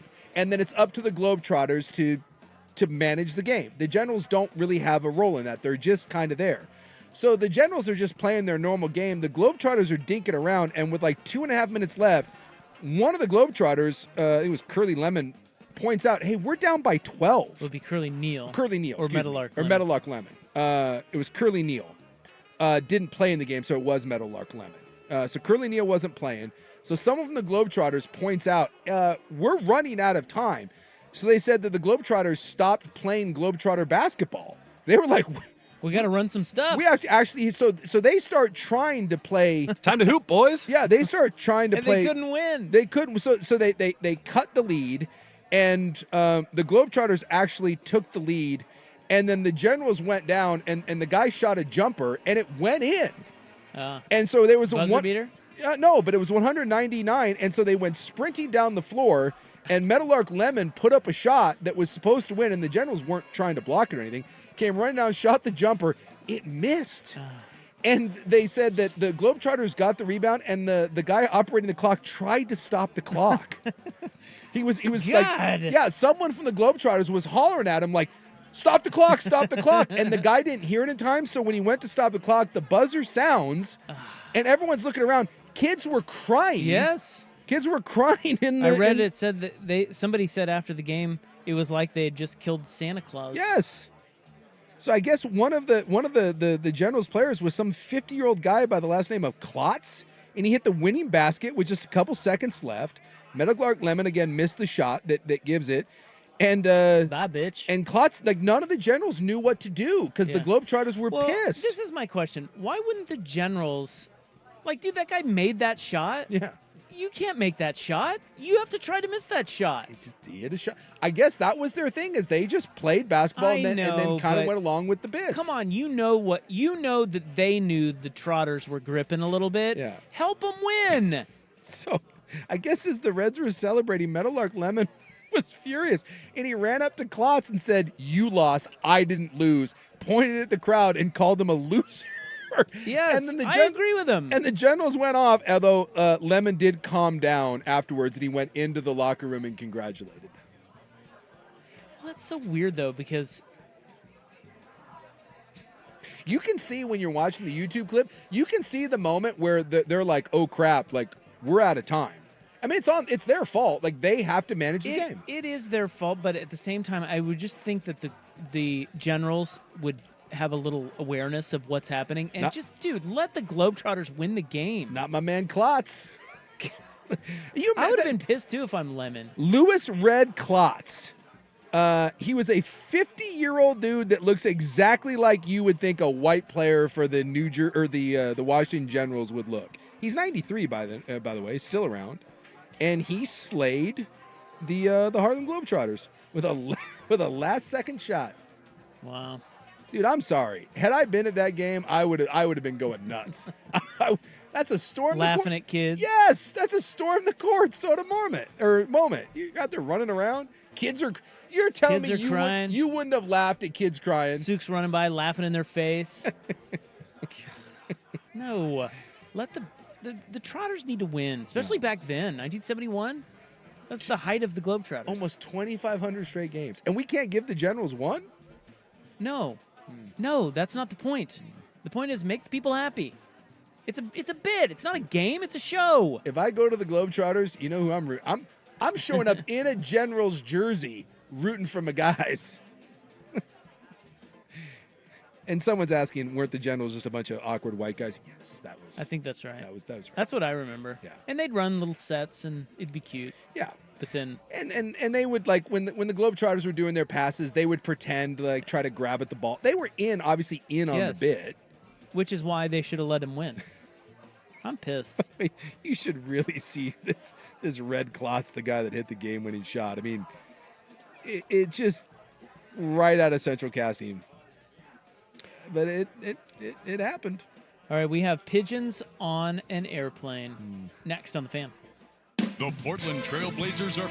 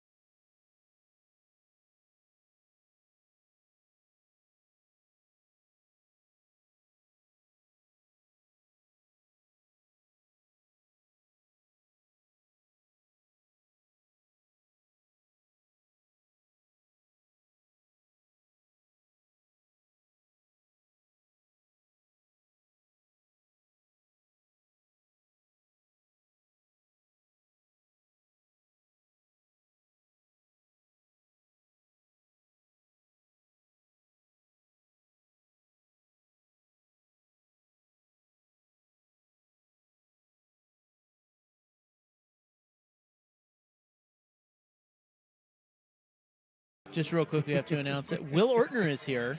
Look, Buckley up, gave dude? us everything he had, and he just he was wearing down. He was getting We knocked benched around. his ass. Yeah, I had no choice. So Will Ortner, everybody. Hi. Had to call him the lefty. Yeah. Are you a lefty? In hockey. All right. Well, we'll take it. I am very disappointed, by the way. I was currently during the break was looking for a Washington Generals T-shirt. Like they don't even have don't have any merch. Like there's no Washington Generals fans. They don't want you out there in Washington Generals. Yeah, merch. you know what? The Globetrotters, that's Bush. You don't want anyone like you. Not only are you making them lose, but we're not even allowed to support the team. Like I typed in Washington Generals shirt, and there's nothing.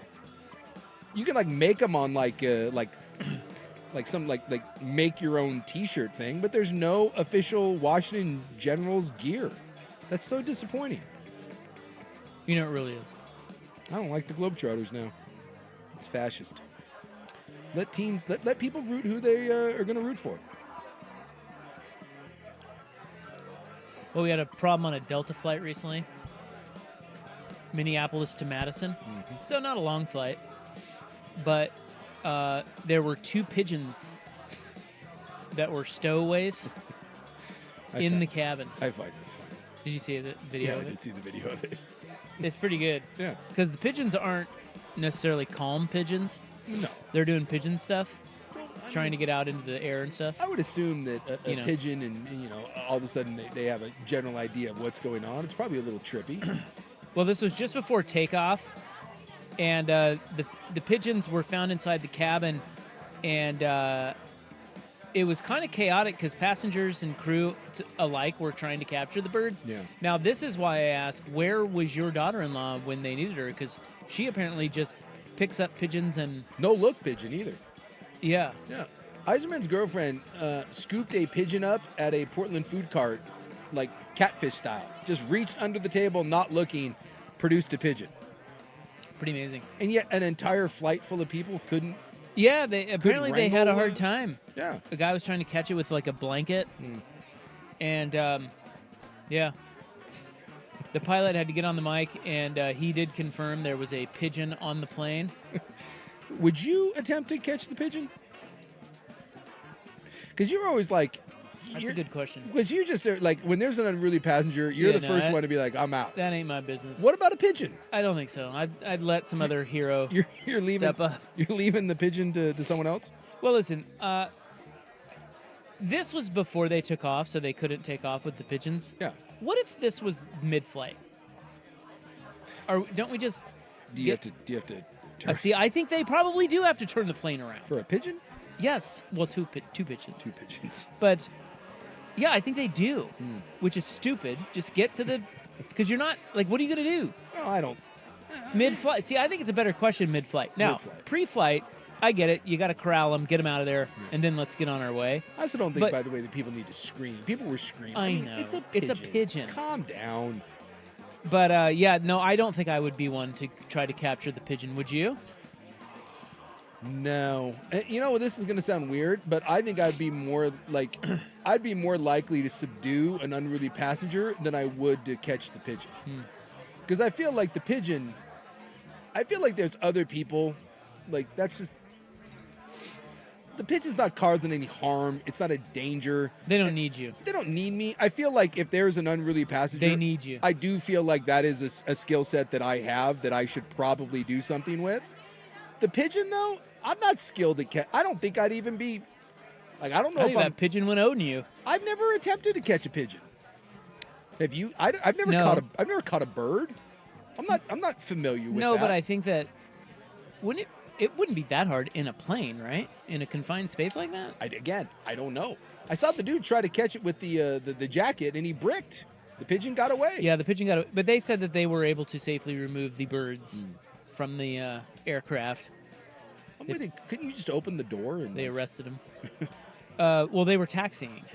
So you can't open. No, you can't. I don't think you can open the door while you're moving. Well, what if you just stopped the plane, opened the door, and then you're like, I'm guessing if you gave that pigeon a way out. Listen, this goes along with my theory about what some of this is just common sense. Yeah. Like we stopped when we were where were we? We were flying out to Salina to get my olds. storms in Denver, and we had to land in Greeley, I think, somewhere Greeley, in Colorado. Colorado. That is that's where the Broncos. That's where we held our training camp. There you go. That is the University of Northern Colorado. And there were 2 kids on the flight, teenagers, whose final destination was Greeley. Now, when you land due to weather, like the whole Denver airport shut down. Yeah. So there were like 9. The pilot said that there were like 9 other planes just sitting on the tarmac at Greeley who were grounded, waiting to get to Denver. Sure. So you don't go to a gate. But those 2 kids whose final destination was Greeley, they did. It's just common sense. Like, to me, I thought this was cool that they did this. They did go get a staircase. They had a couple people roll up the staircase. They let them off. They closed the door, and we sat and waited for another 2 hours. So why couldn't you do that with the pigeons? Well, again, this is my thing about airlines is like, and I get it. You got to have the regulations and stuff, but there's not a lot of common sense sometimes. And with the pigeons, what you're saying, yes, seems logical, but there's no way they would allow that to happen. Probably you can't be not. opening the door on the tarmac. Also, would it be wrong that if you put me in charge of corralling the pigeons, I don't think I would attempt to catch the pigeon. I think I would just try to do away with the pigeon. You would try to shoot the pigeon with your pistol. Well, I don't have you smuggled onto the gun. I the don't have a pistol, but follow me on this. Again, never having attempted to catch a bird. So, I figure birds are fast, and watching Mia Eiserman's girlfriend wrangle the pigeon. When she got the pigeon, there was a lot of... They're squirrely. Yeah, they're squirrely. Yeah, they want out of there. And I think anytime you've ever tried to corral... You ever tried to grab a cat that doesn't want to get grabbed or a dog? Oh, yeah. They get very wiggly. Yeah. And that's hard, right? You don't know what to do. So I'm assuming that mid-flight pigeon, me trying to, like Kevin Mitchell, like, raw dog hand a pigeon, very difficult. But if you just give me...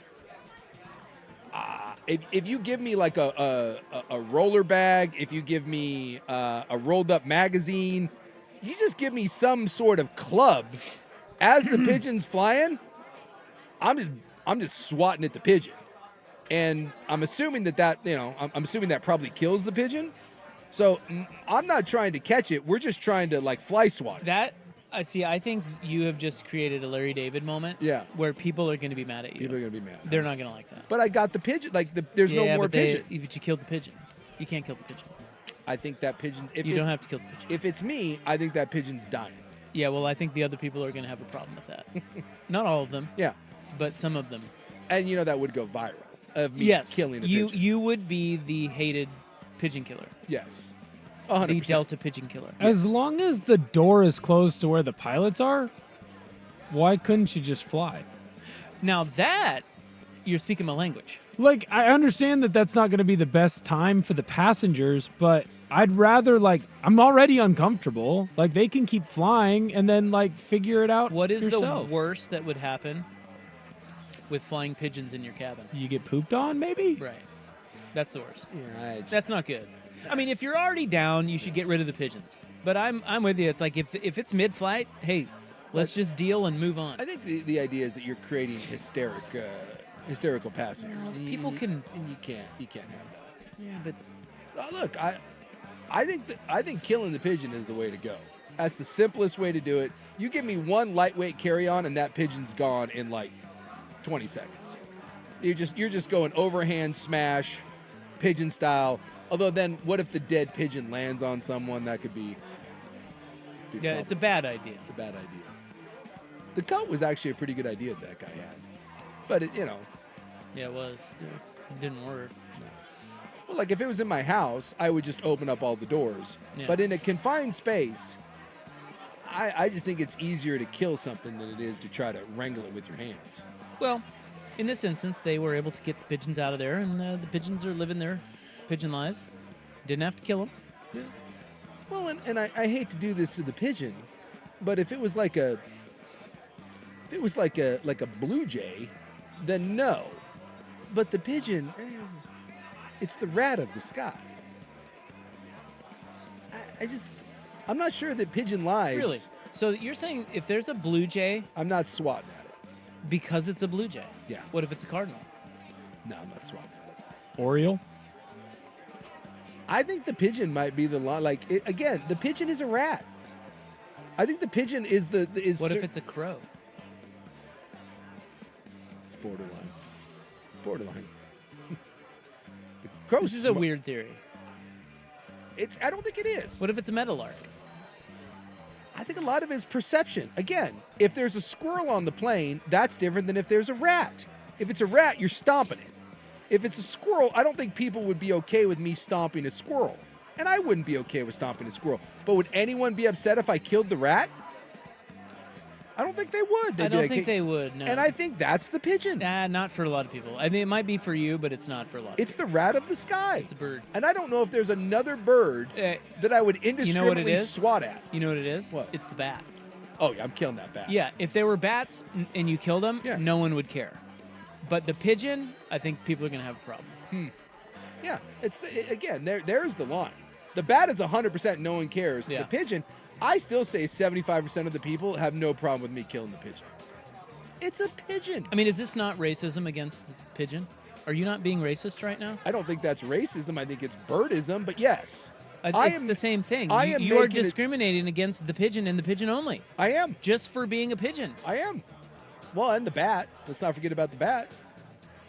My mom is adorably racist. Yeah, but the bat's not a bird. It's a flying muskrat. I'm sorry, but there's nuisance. What about the snake? What if there's a snake Snakes on a plane? Snakes on a plane. Do you care that if I stomp on the snake, kill it? Me? No, because I hate snakes. Yeah. But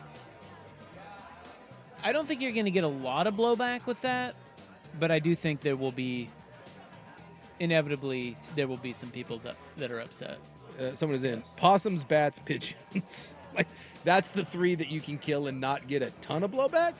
Would you kill a possum on a plane? I can. I told you I had a psychedelic experience with the possums, and now me and the possums are cool.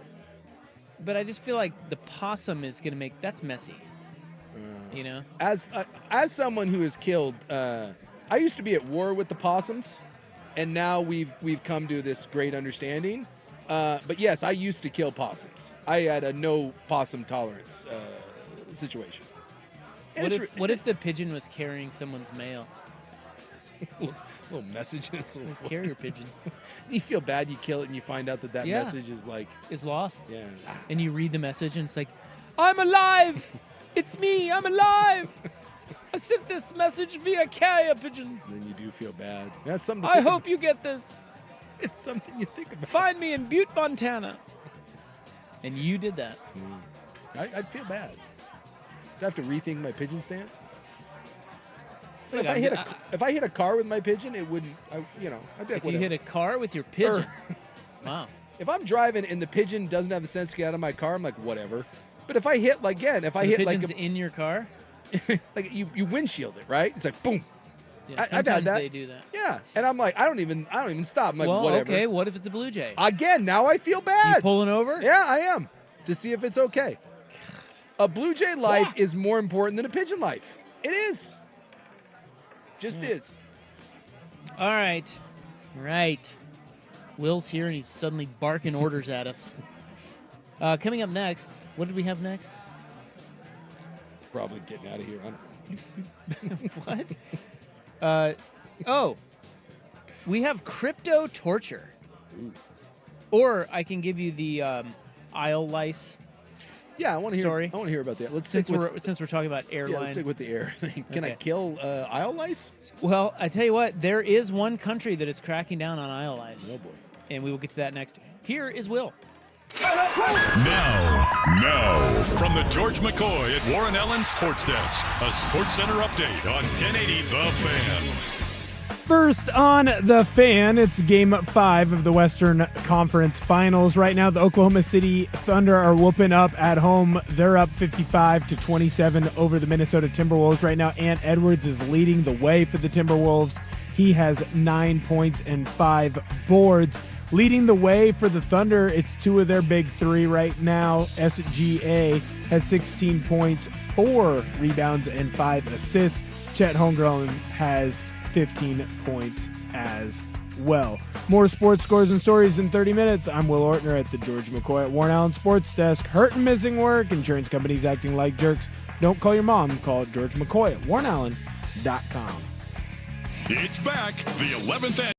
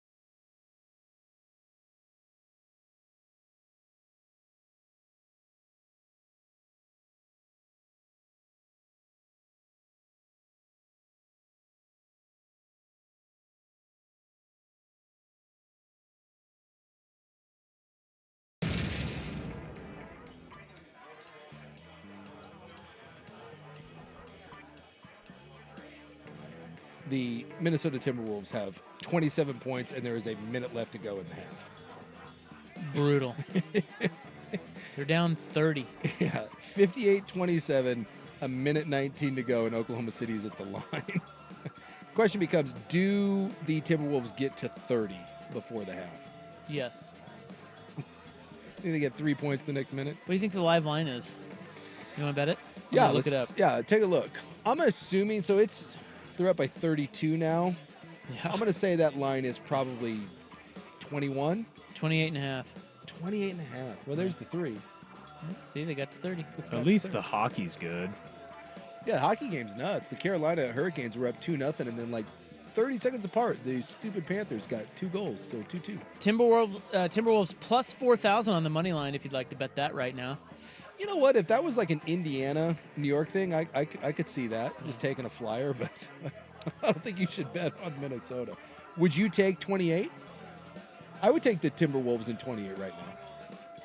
Although, to be fair, No, Oklahoma City doesn't take their foot off the gas. I wouldn't bet that number. Oklahoma City won't, and Minnesota might have quit. You know? You're gonna lose by 29? I mean, look, they know the series is over. I'm waiting for Anthony Edwards after the game to be like, oh, I played a good game. See what he's doing in this. Well, it's one of the great, would be the word, complaints we have in the skies, the friendly skies. Okay. Where you and I, with other people, we're flying to our destinations on little tubes. It's one thing I don't understand. I don't understand. You don't understand what? I don't understand plane behavior. Both the lineup and the. I think it's just anxiety and the light. It confuses me. People are very anxious. Yeah.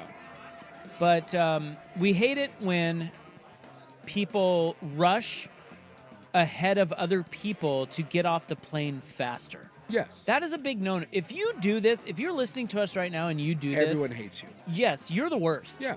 And it's one thing, like you brought up this story earlier about some guy had to catch a flight and the captain came on and said, hey, let's let this guy get off so he can go catch his. That's different. Yeah. A lot of you idiots are just rushing up there because you're just blissfully unaware of other people and your surroundings. Yeah. And that makes you an a-hole. Yeah, it's rude. So there is one country who is standing up to what they call aisle lice, the people that get up and rush up to the front before everyone else gets up. And I never heard of that term, but I kind of like it because it puts it aisle in lice. proper context. And that's what they are. Yeah. They're lice. You're just annoyance, and you're in everybody's way, and no one wants you. And you're hard to get rid of. Yes. So it's Turkey.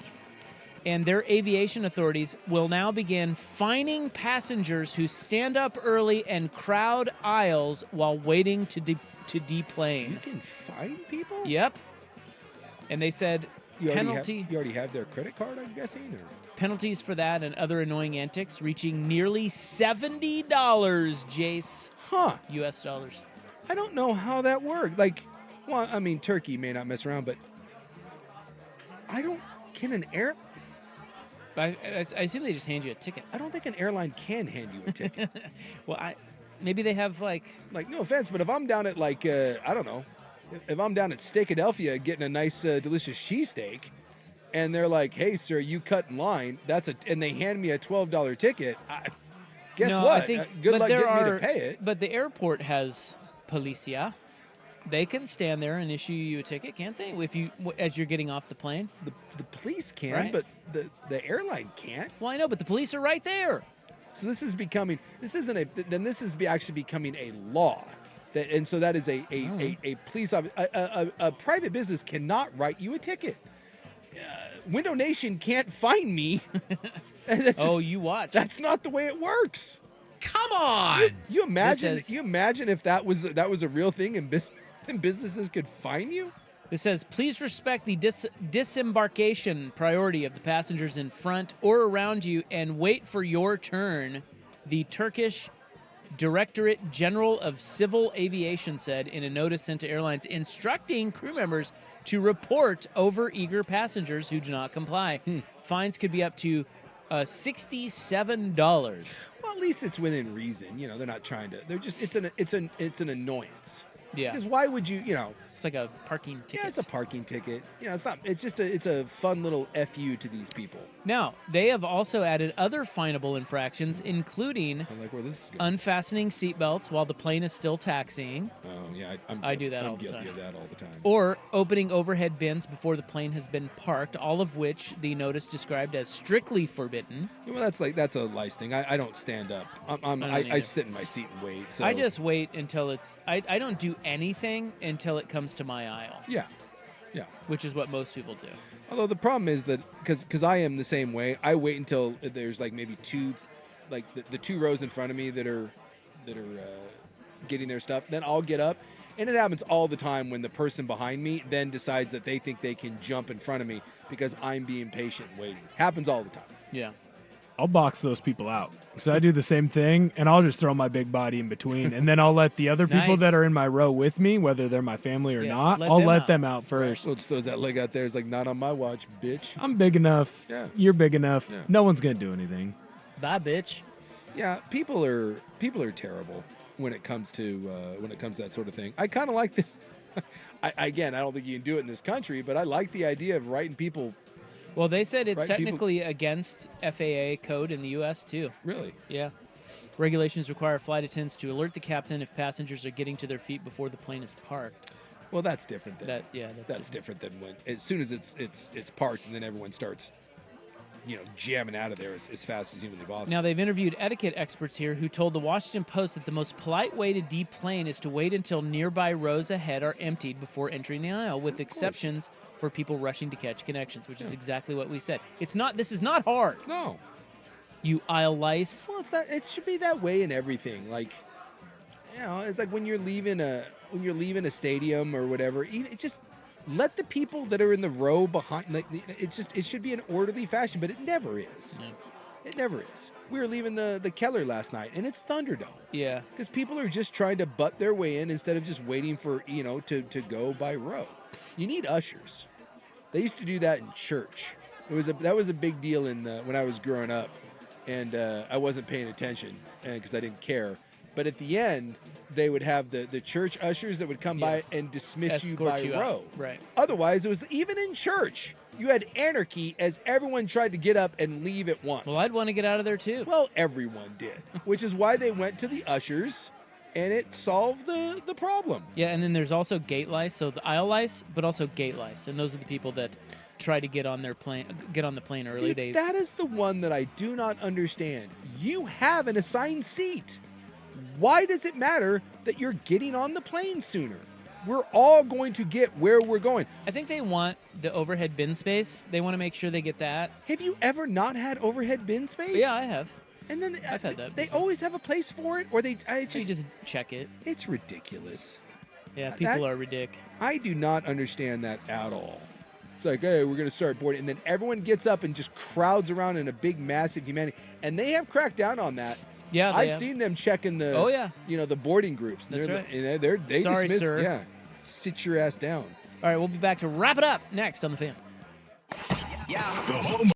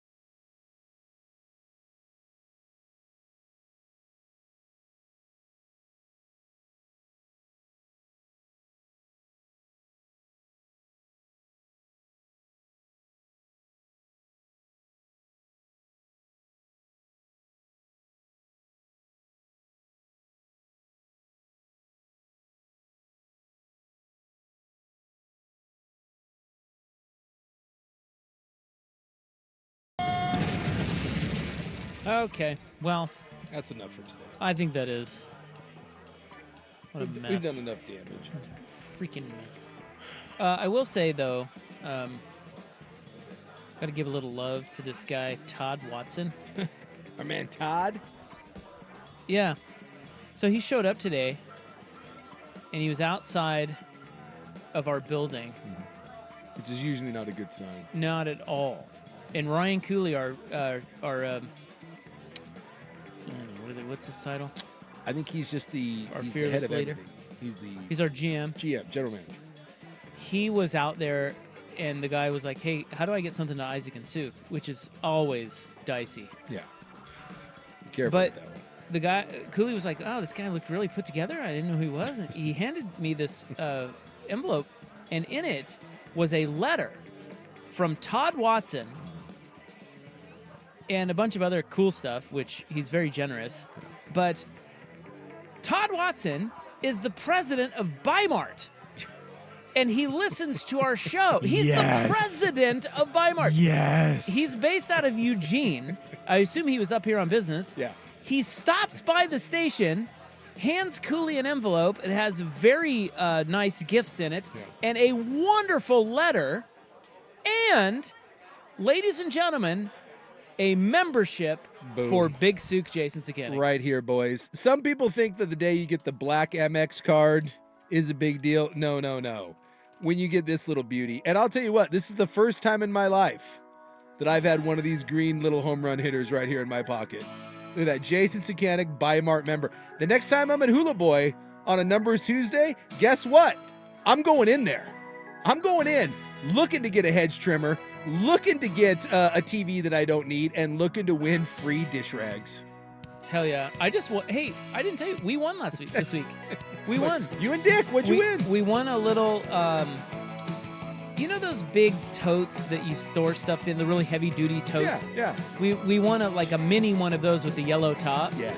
Tasty. Just for going in there. I've never had a chance, and now I do. So great.